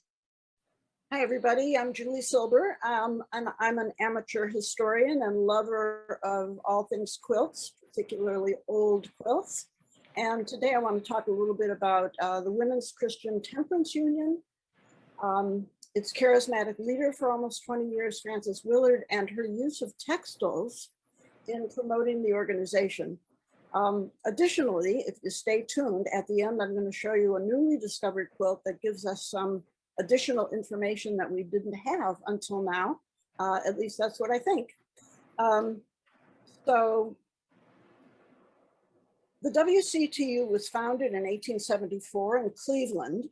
In 1879, they elected Frances Willard as their president, and she began to take the organization in and broaden its mission from only temperance and dealing with alcoholism in the home to other social reform movements, which we'll see a list of in a minute. That's her in the middle, and a bunch of members, and I presume officers perhaps. It was a hugely important organization, very popular organization, and by 1907, there were 350,000 members of this organization. Now, this is to definitely distinguish her from Carrie Nation. And the reason I'm doing this particularly is many years ago, when I was in the process of helping Pat Ferrero make a film, Hearts and Hands, and we co-authored with Elaine Hedges the book Hearts and Hands, I didn't know very much at all about the Women's Christian Temperance Union at all. And I had it in my mind, as I think a lot of people do, that the Women's Christian Temperance Union was part of the mission of Carrie Nation, who was in fact an extremist, a radical. I doubt that her mental health was great. And she was so intent on prohibition and stopping alcohol that she went into saloons herself, literally with an axe, and chopped the door down and chopped them apart. She was quite a piece of work. That's not who we're talking about. We're talking about Frances Willard, who in fact was a brilliant strategist and brought the organization to encompass work on many social reforms, 8-hour workday, dress reform for women, world peace, suffrage, in fact, child labor reform, children's centers and kindergartens so women could work, prison reform, economic equity between men and women, and raising the age of consent, among other things. Now, she, unlike the suffragists, tended to make a political issue of housework. And the suffragists were of the opinion that housework, including sewing, was inferior and should be abandoned. But Willard, in her brilliance, decided that it would be better to meet women where they were at the moment and involve them with the housework, especially sewing, in promoting the mission of the organization. So women started using their already honed talents to create banners and tea towels and quilts that promoted the mission of temperance.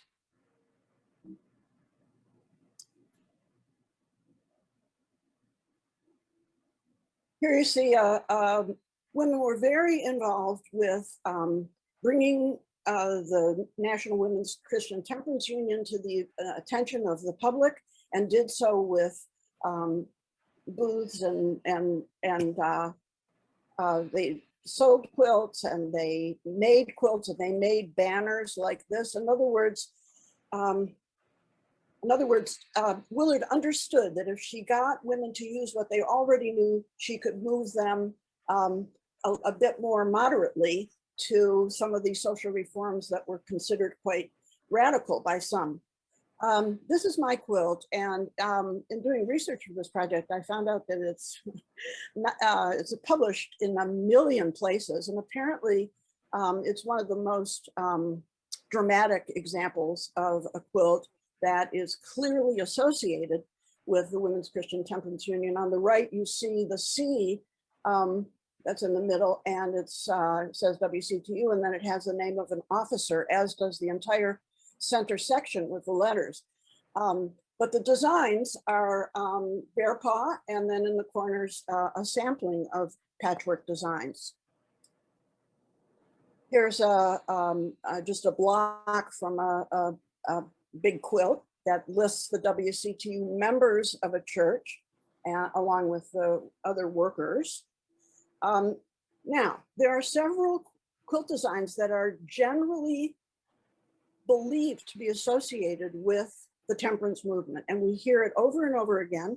I've said it myself many times, that the capital T quilt was, and there are many of them, were made as an expression of a woman's alliance and a belief in temperance and the WCTU. However, unless I haven't found it, and maybe we will, there is no direct documentation like on a quilt or from a primary source that the T really does stand for temperance. It's also said sometimes that it stands for teetotaler, but there's no direct documentation on that. Now, even I have been, here's what I wanted to say. If you're interested in this idea of the difference between how Willard promoted her organization and how the suffragists did, there's in the book Hearts and Hands, there's a wonderful chapter on it, and I recommend it to you if you're interested. Another design that is frequently said to be related to WCTU is the drunkard's path, for obvious reasons. For a long time, nobody could find a drunkard's path that actually had documentation upon it that it was a WCTU related quilt. It's a design that probably was around, and the WCTU may have incorporated it into their mission because graphically it suggests drunkenness. And one more thing is that it has been said many times, including by me in my book incorrectly, that blue and white quilts in general were associated with the WCTU because it's often said that blue and white were the official colors of the WCTU. I may be wrong, but I have not yet found that association. The color that's most closely associated with WCTU is white, and the white bow associates people with WCTU and purity and all kinds of things. As I said before, no drunkard's path for a long time was known until Sandy Fox, a quilt historian from Southern California, years ago found this in the collection of a customer, of a friend of hers. And it's a red and white signed quilt, inscribed quilt, but on the left in the big picture and on the top in this one, embroidered into the border is WCTU, and then Union Springs, which would be Union Springs, New York, which, by the way, just happens to be very, very close to Seneca Falls. Again, something we might want to look into sometime, the relationship between suffrage and temperance. What we do find many of are quilts that have some direct association, documentation on the quilt with the Temperance Union, Women's Christian Temperance Union, but no particular design that we know for sure, except that one example of a drunkard's path. Now, the design I want to talk about today is one that is often said to be a woman's expression of her belief in temperance and the movement itself. And this is a design that is often called goblet, but you can see that it looks like a chalice or goblet when it's in the upright position, but in the down position, it looks like a bottle. And glasses and bottles were very symbolic for the WCTU. The earliest design pattern we find for it, Wileen Smith found one dated 1907, and we also see the later one, sometimes called the old-fashioned goblet, the goblet quilt. So here are two women who are sitting in front of a bottle, and on the right I found a beautiful painting that someone did of a bottle that certainly gives some reference to a whiskey bottle. This appears on a quilt that's in the WCTU collections in Evanston, Illinois, at their headquarters. And that does say drink and die. And then there's a chalice on the left. But we see this quilt over and over and over again. And people tend to associate it with WCTU. But until now, nobody has found anything that I know of. And if you have, here we go.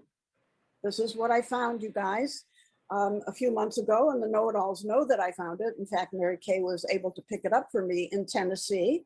Let's look at this chalice or whiskey bottle, and every block is embroidered with WCTU or water glass, and water was what they were promoting. Please drink water, don't drink alcohol. And the WG on the right is water glass. It may have been, in this case, the name of a chapter of the WCTU. I don't know for sure. But I think we found a smoking gun. And my question is to you all, know-it-alls, and also to the audience out there, if you know of any others, let us know, because this is really exciting and interesting, and I'm delighted to share it with you. So I will stop sharing my screen, and y'all can. We can say, pretty cool, Julie. That is so cool.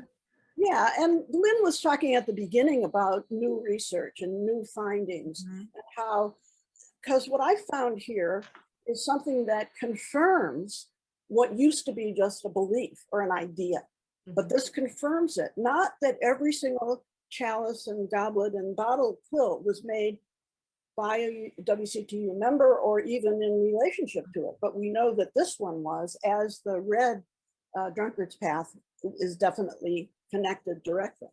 And it makes sense. It's just that, you know, we've always been saying, you know, until we can show by the inscriptions that there's a connection, well, now we really can. So if you are a member of the WCTU and you want to make a quilt, it makes sense that you would choose something that is already an existing pattern of a water goblet or something that is called Drunkard's Path. Yes. And as long as we're asking our viewers to look for evidence, if anybody finds real direct evidence linking hearts with marriage quilts, I'd love to hear that. We all have a wish list, don't we? And I think that's easier because I'm sure that, you know, if something really was made for a marriage, you know, if we can connect a date with a marriage, a date and a name, and it has a heart on it, we can say, yeah. But, you know, one of the examples that says not always is a quilt in the DAR collection, which was owned by, and we no longer think that it was made by, because that gets into another of our favorite topics.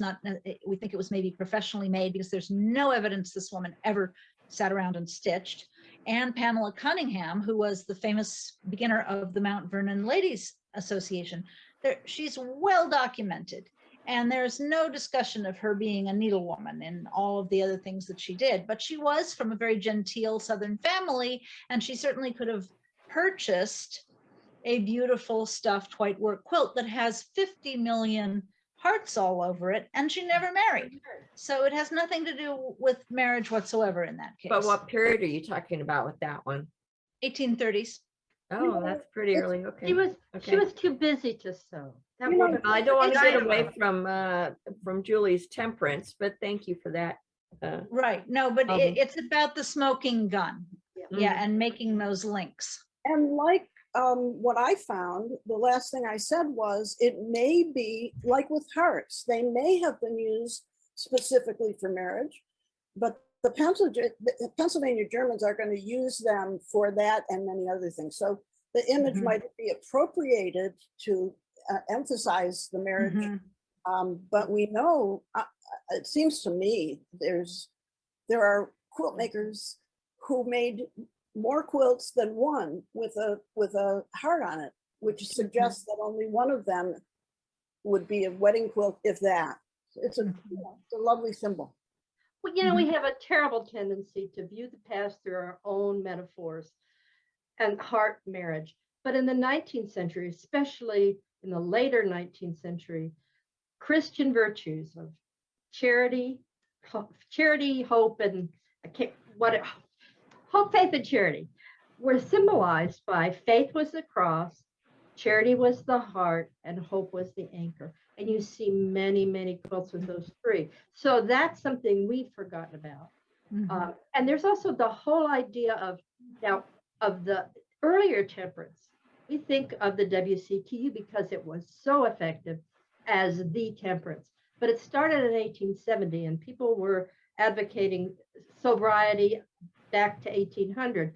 And some of the earlier groups, we don't know anything about their symbolism. They were the Sons of Temperance. We do know they had a six-pointed star, and they were tended to be masculine with the ladies auxiliary, you know. But that's what interesting thing about the WCTU was it was a female organization. But there were others. One was called the Martha Washington, a temperance group, which we have completely forgotten about. And one that was incredibly popular in the 1840s was the Cold Water Army. And it was for children. It was a propaganda thing for kids. And a lot of just as effective as Frances Willard was, but at an earlier date. So that's where we need to go, is to start thinking like a woman in 1840, instead of saying, well, this is, you know, what I think because it symbolizes something that means something to me. I'd be very interested in whether some of the earlier organizations that were effective, like the ones that you're mentioning, also broadened their perspective and took on other social reform issues. Because, you know, I think some of them didn't, and they just went downhill. You know, the Cold Water Army, there you can just entertain children for a couple of years and propagandize to them, and then it went nowhere. So, but it was important. It was important. Speaking of textiles and the WCTU, I didn't get into something amazing that that Frances Willard did. She was a proponent of world peace, which we all are, of course, but she did something about it. What did she do? She made something called the Polyglot Petition, which is rolls and rolls and rolls and rolls of muslin on which people signed their names to promote peace, took it all over the world and got 7.5 million signatures. Where is it? I saw it. I think it's that's what was in that photograph in that booth. Right. There were all these rolls. That's exactly right. Oh my In God. Wow. half of the fair. That's It's amazing. extraordinary. If you look at Hearts and Hands, maybe I can show you because I have it here. I might be able to just quickly show you the photo that Pat found of it. Let's see. Can you see that? Yeah. To some degree. Oh my goodness. I don't want to have to carry that around. But It's how extraordinary. wonderful. This was a dedicated woman and brilliant. As a strategist, as a politician, she didn't like sewing herself. She said so in her journals. She hated it. She A lot of said that people hate it. she just hated it, but she was brilliant enough to know that that was the connection that could be made and brought into play for all these middle-class women. Can you still visit Frances Willard's house in Chicago? Yes, it's You know, a museum. It's a museum. I went there once and had an extraordinary experience. They have a picture of Frances sitting at her desk, and in a chair next to her is a crazy quilt that was signed by WCTU members, and they had the quilt in the room. It was just like 100-year-old link there. It was just pretty amazing. I would recommend everybody go see Frances's museum. Can you And guys, there it is. this There's is probably it. this is her in her office, and she wasn't a quilt maker, but she made her office into a crazy quilt. Looks to me. She wasn't. Her. I would pick that stuff off the floor. She did make quilts, which she notes in her diaries, in her journals when she was younger, but she did not like it, not one little bit. Nonetheless, used it well. Shall we cut? Well, great. Yes, that was Well, let's great. hope that people get in touch with us about some of these things we put out the word for. And I think this, the connecting theme in a lot of these has been, revisit the research and do your own research and keep on looking and keep an open mind. And I think we have that about wraps it up, and we can hand it over to Tara to introduce our break. And a live Q&A. That's right. Of course. We'll look forward to it. See you later.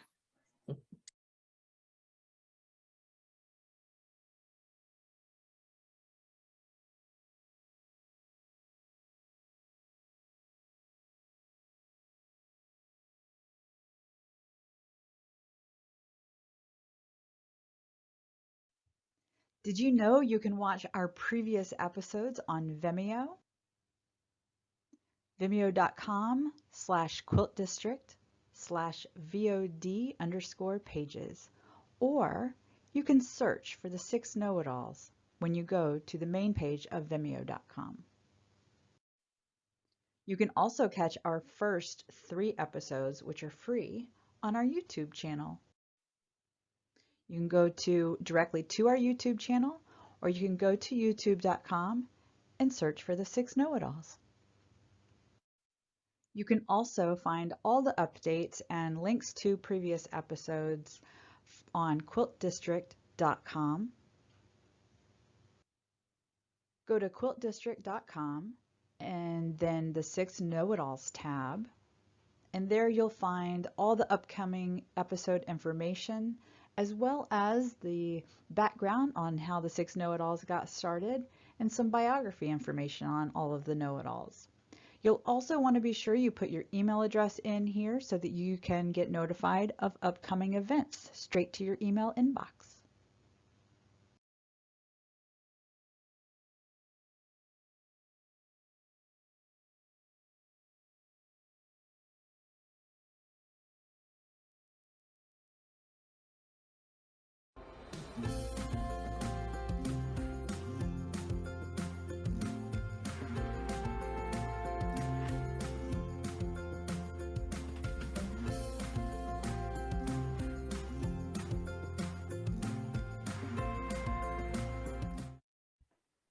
And I'm harping on this because lighting is so important to understanding the seasonal rhythms of quilting in this early period and why it began to change in the 19th century. But that's not the way we use it, just to stick it in there. And so often you will find some turkey red pieces just put in there for a little flair. Even this one has a little bit of red down there, although that's a wool. This is one quilt that I wanted to talk about today because we just were able to add it to the collection last year. Yeah, it was on loan for many years from the family.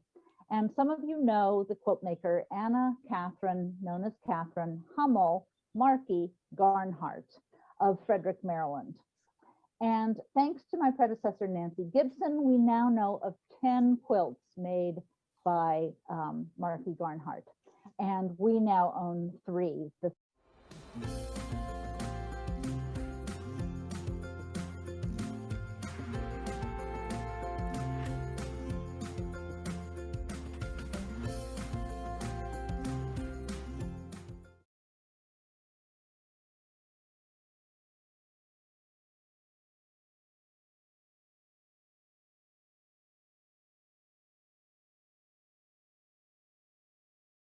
Yeah.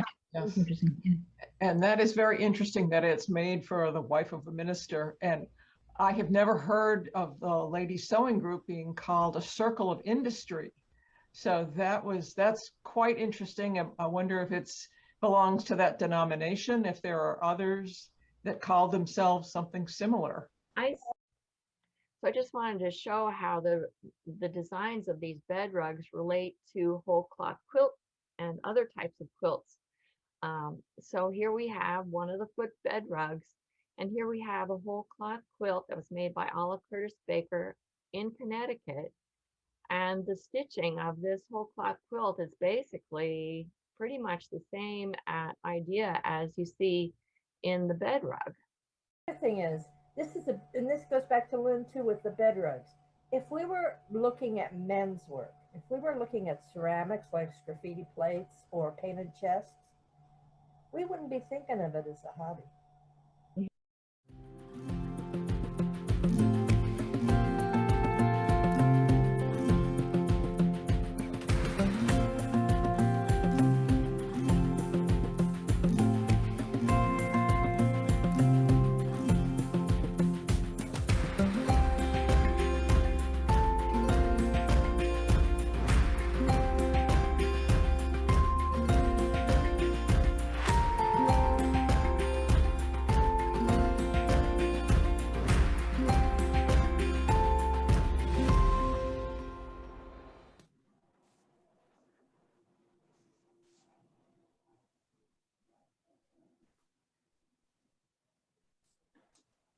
Right, everybody on?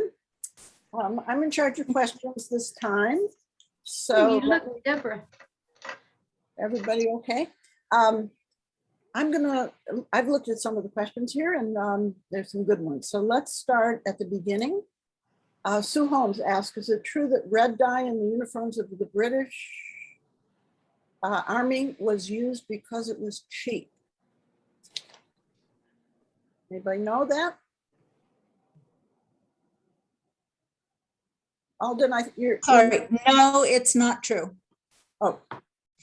In fact, I suspect it might be almost the reverse. Yeah. I think that and I'm about to turn the mic over to my friend Deb Craig, who's another guest know-it-all today. I'm at her house, so we're logging in from Wilmington, Delaware here. But I suspect, the red uniforms, I think, were more seen on the officers, so it becomes a thing of status. But Deborah's husband is a historian of menswear and military things, and she may have more to say. I wish I did, Oh. but I don't. I would recommend looking up Susan Green's book. I know that's That's printed, right, but I have a Green. lot of information Yeah, about. Susan Green, wearable prints. But nonetheless, it's talking about dye stuffs. She's talking about dyes and printing technology. So she would get into that about reds. Great. I think it really depends on what color red you're talking about, if it's matte or scarlet, there or are cochineal, different, or what have you. There are different sources of red. Well, welcome, Deborah. Thank you. And we'll move on. Kathy Woodson asked a couple of questions. On the Samuel Williams quilt, Rhonda, the block in the upper left corner is an unusual style, it seems to me. Can you pull it up from memory? I would have to pull that up. I off the top of my head, I don't remember what block she's talking about. Okay, why don't you? Sorry. Oh, come on, Rhonda, you've only studied about 150 quilts. You should know this one. Everyone should do There's that. so many blocks on that quilt. I'm sorry. If she 25 to 36 blocks per quilt. 30, yeah. If she wants to email me directly, I'll take a look at it and answer her, okay? And what's your email address? Baltimore History @gmail.com. Baltimore History @gmail.com. Okay, stay tuned, Kathy Woodson, who also asks, would smaller towns like population 5,000 have city maps? Many times they do. I have found quite a few towns and be surprised that have city maps. So it just kind of depends. Some of the extremely rural towns do not, but others that are outside of some other larger metropolitan areas, I have found maps and city directories for. What are the maps called? Aren't they the Sanborn map? Yes. Sanborn The map. fire maps, the fire maps are primarily in large cities because they're insurance. I haven't looked for those maps in some of the smaller cities, so I'm not sure about Sanborn. The Library of It's worth a try. The Library of Congress. The Library of Congress. Library of Congress has an amazing collection of maps. And you can also, I would suggest starting with the county, perhaps. Sometimes the county map, sometimes there'll be county maps that in the corners will have maps of at least the center of some of the towns in the county, if it's a small town. There's also a website of what I guess must be a private collector called, or a dealer, I'm not sure which, and I think his name is David Rumsey or Ramsey. But look up davidrumsey.com or just Google David Rumsey, but there, just do David Rumsey map collection. And that's also a searchable website of many, many, many maps. I often find them by just going vintage map, Baldwin, Kansas. The one thing that's different about the Sanborn true. maps Mhm. is the fact that they're not just the streets. They actually have the drawings of each dwelling and the street address, the number of that dwelling. And that's in Baltimore, they had those. So that made it easier for me to find where all these women lived, because I would go to the city directory, look up their address, then I can go to the Sanborn map and actually pinpoint their actual home. Yeah, there are a lot of property maps that will say, this is the farm of Mrs. Jones. Right, Things. right. 1850s, 1870s. All right, well, again, on the Baltimore album quilts, Edie McGinnis. Hi, Edie. Do you think men made blocks for the quilt, or were they made by relatives of the men? I think she's referring to those blocks that are signed in men's names. Well, I guess they certainly could have been made by men. But I don't, there's no way for us to really know for sure if a man participated. I suspect it was probably his wife or a female member of the family that made it, because typically that's what we find. It was the women making these quilts. I have never found a block or one made by, or that I could identify was made by a man. And don't forget, you could buy them. Pardon? You could buy them. Right.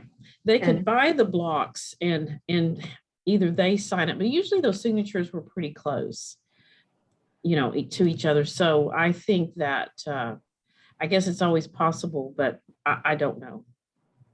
I don't know.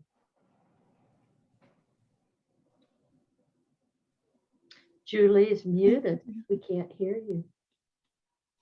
Somebody's muting me. I don't know if it's Tara or what, but can you hear me now? Mm-hmm. Yes. Mm-hmm. There's a problem using Ancestry. Once someone posts an erroneous date or event for a person on their own tree, it is then copied by many others and is repeated on many trees. So as Lynn said, you have to do your own research and look elsewhere to verify. Yeah. Corroboration. Says, regarding hearts, what corroboration? Hi, Julie. I'm muting you because there's a lot of I'm muting feedback you because there's a lot of feedback coming from your one. Okay. Someone else is talking. Okay. That's why. Gotcha.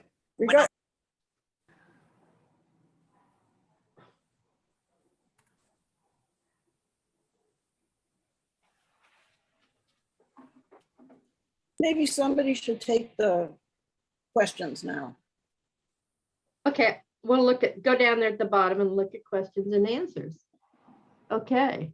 Regarding hearts, what year was Valentine's Day created? Well, my grandma was named Valentine, and it's an old name. It's a Catholic saint's name going back to eons. And I don't really know, when the traditions, but I do know in the 19th century that people talk about it in their diaries. They got Valentines from men they didn't know or women they didn't know. So it definitely, in America, you see it in the 19th century. But hearts as a motif to represent love goes back forever and ever. I mean, that's a very old thing, so it doesn't have to do with Valentine's Day as such. Using the heart to symbolize love goes back a long way. And Edie wants to know, doesn't the drunkard's path pattern have other names, such as Solomon's puzzle? Well, it's probably got 10. It was extremely popular. And one of the most popular was winding ways and things that alluded more to to the path idea. And you have to remember, it is a post, say, 1875 pattern. It's not something you would see in 1840. There's many names. My favorite name for it is Love and Tangle. Oh, Love and a Tangle.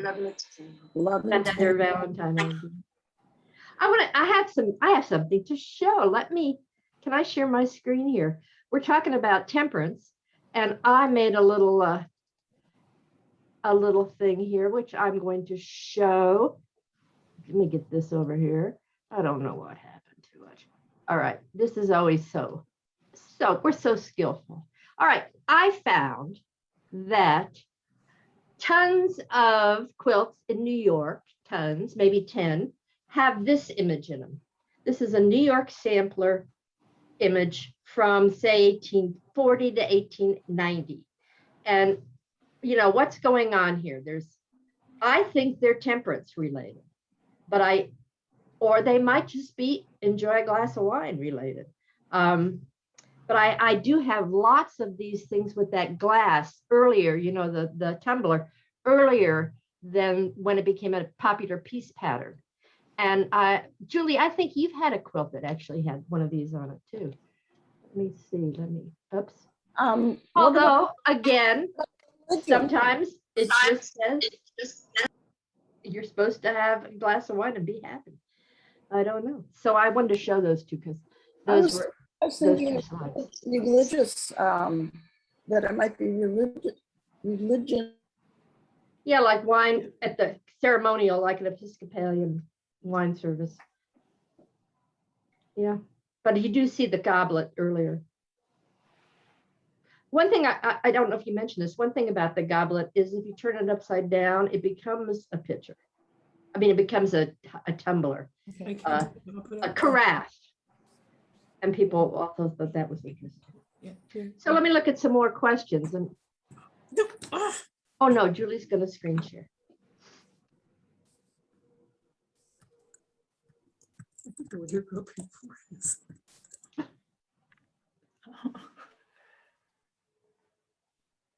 Julie.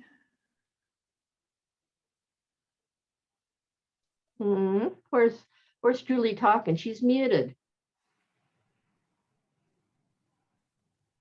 And she has a feedback thing that we've been trying to deal with. But we can't get her to unmute. I have it signed.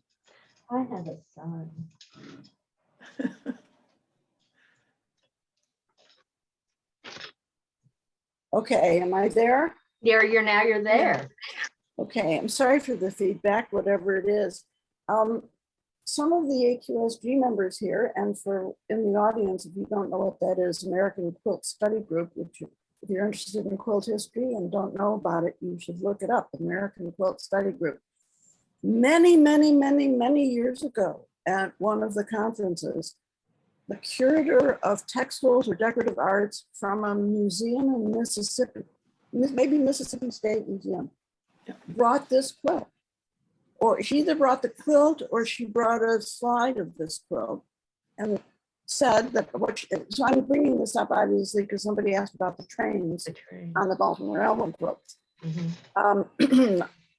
What she said was that the train came to Kosciuszko, I think that's how you say it, Mississippi, Kosciuszko, Mississippi.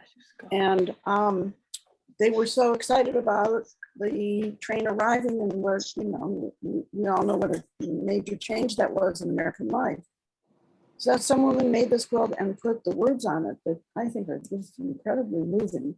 The age in which we live, which I kind of feel that way too right now. I was going to say, I know how she felt. It's monumental. I was going to say, monumental. I know how she felt. Yeah. So we have another question. This is from Xenia Cord. Julie, what about that quilt with the story pictures of the women leaving home lecturing? Did that have a temperance theme? It was more a suffrage theme. That's actually going to be the subject of one of my know-it-all talks. Was I had it 100% wrong. It turns out that most likely those are not pro-feminist, they're anti-feminist. That's 100%. The woman is lecturing. That's 100%. the woman is lecturing and the people are back like they're like going back.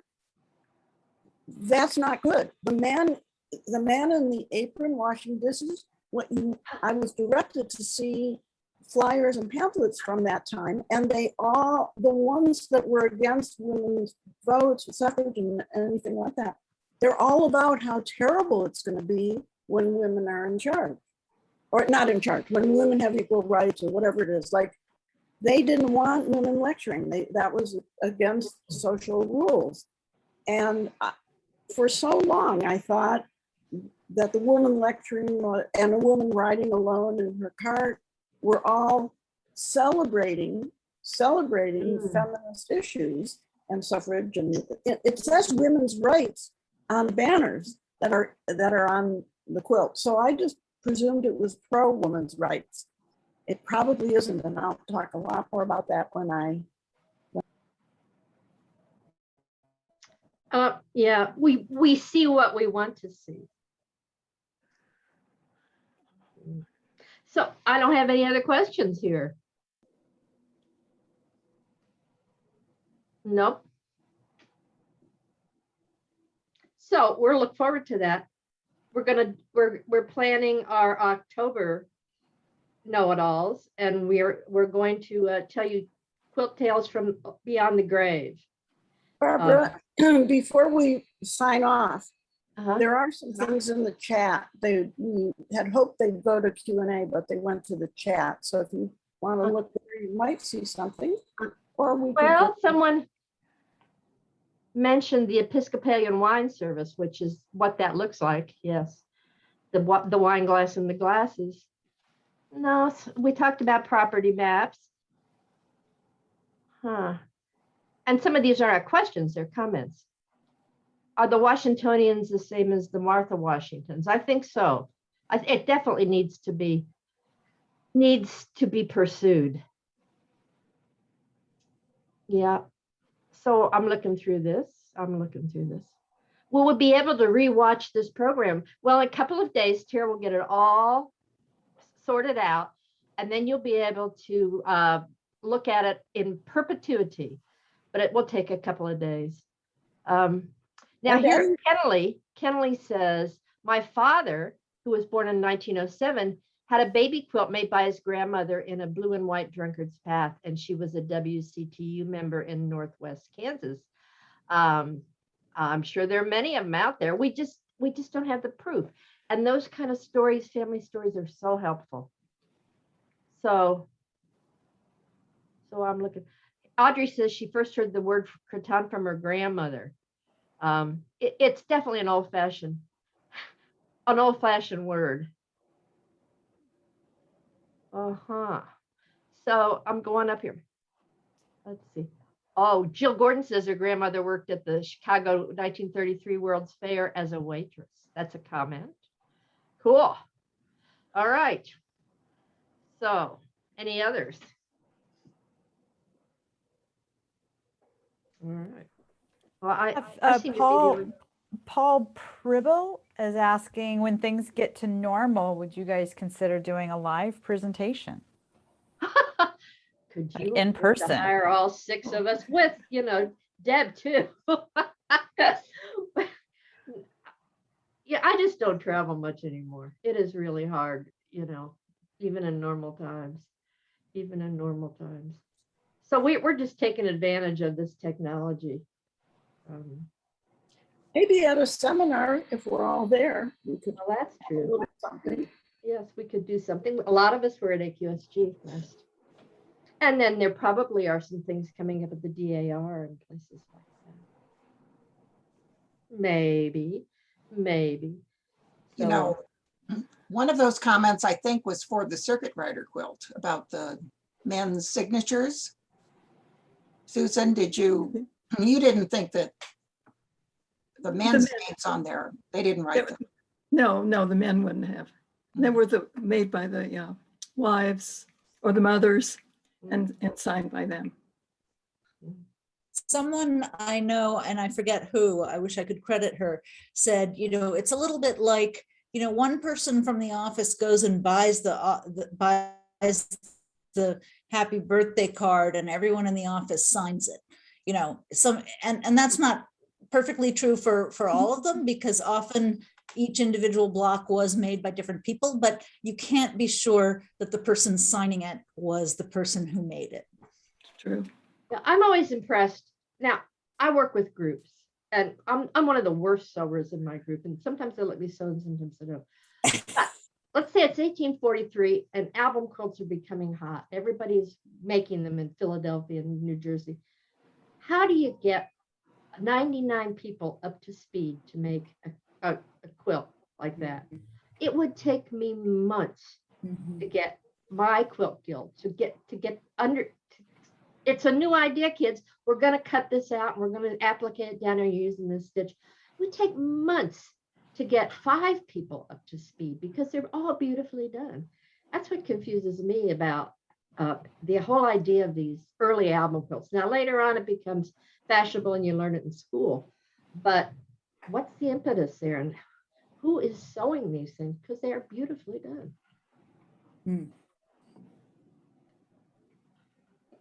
Good point. I got nothing to say. Has anybody, how strong is the documentation, if at all, about slaves in Baltimore working on these quilts, or hired Black women, or what's that about, Rhonda? Well, I know the quilts made by Axa Wilkins, obviously it's documented that there were enslaved people working on those quilts. At this point, Debbie and I haven't run across anything definite. I think it's really a big possibility. There were, in Baltimore, the slave issue was really interesting because not only were there slave owners in the city, but many people that lived in the city didn't own slaves, but they actually rented them from farmers who didn't need them year round, but needed to pay the taxes and their upkeep, their clothing. And so a lot of women who were in the homes as home servants or house servants, I think it's a really big possibility that they were making some of those, but there is no proof. We haven't run across any diary. We haven't run across anything that would say, yeah, these women were making the blocks for the Baltimore album quilts. Now, remember though, a lot of women were Methodist. Originally, Methodists would not own slaves. That modified itself closer to the 1850s, although there were still a lot of Methodist families who were involved in the church that wouldn't. But that's not to say that there weren't some that did and participated in those quilts as well. It's until we find some concrete information, a diary, something in the newspaper, something that's, or even names we could identify as slave women, then no, I mean, it's too, we can't say for sure. But it is an interesting question, and I would love to find one, especially after dealing with AXA, you know, and some of those women that worked on her quilts were still alive, and because they were very young at the time that they were making the AXA quilts. They very well could have participated in making some of the album quilts in that area. They obviously had very good skills.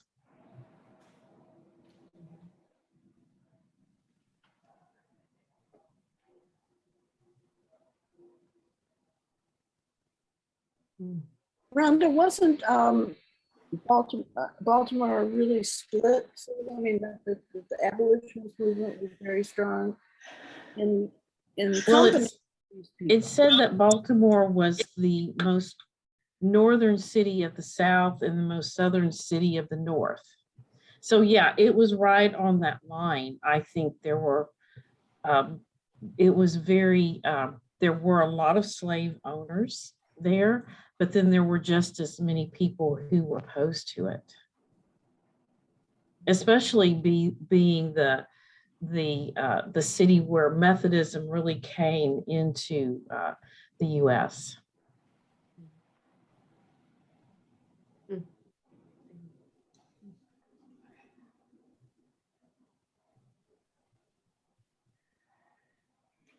Well, here we sit.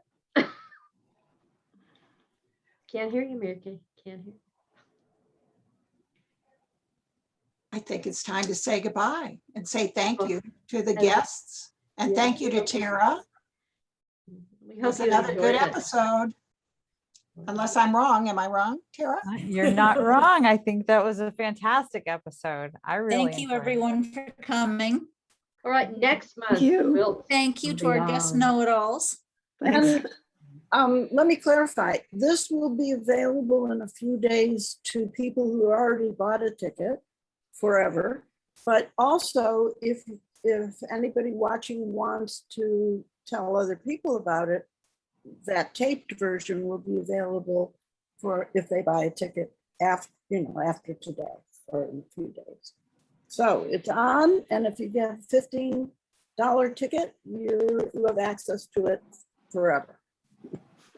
That's right. And our next episode with the live Q&A will go on October 13th. And I think you're doing 6 quilts from the grave or something? Beyond the grave. From beyond the grave. Frankly, Ooh. they're all from beyond. Everybody who made them is dead, but what the heck? It's Halloween. That's true. All right. And I love our 6 Halloween faces that we have for that episode. I think Julie found that. So Yeah, y'all want me to show that again? yeah, show that one again. This is a good one. Yeah, here we go. There you go. That's us. Ready for trick or treating. Really spooky. Very scary. All A right, lot- everybody. Yeah. Good night. Good night. Bye. Thanks. The question about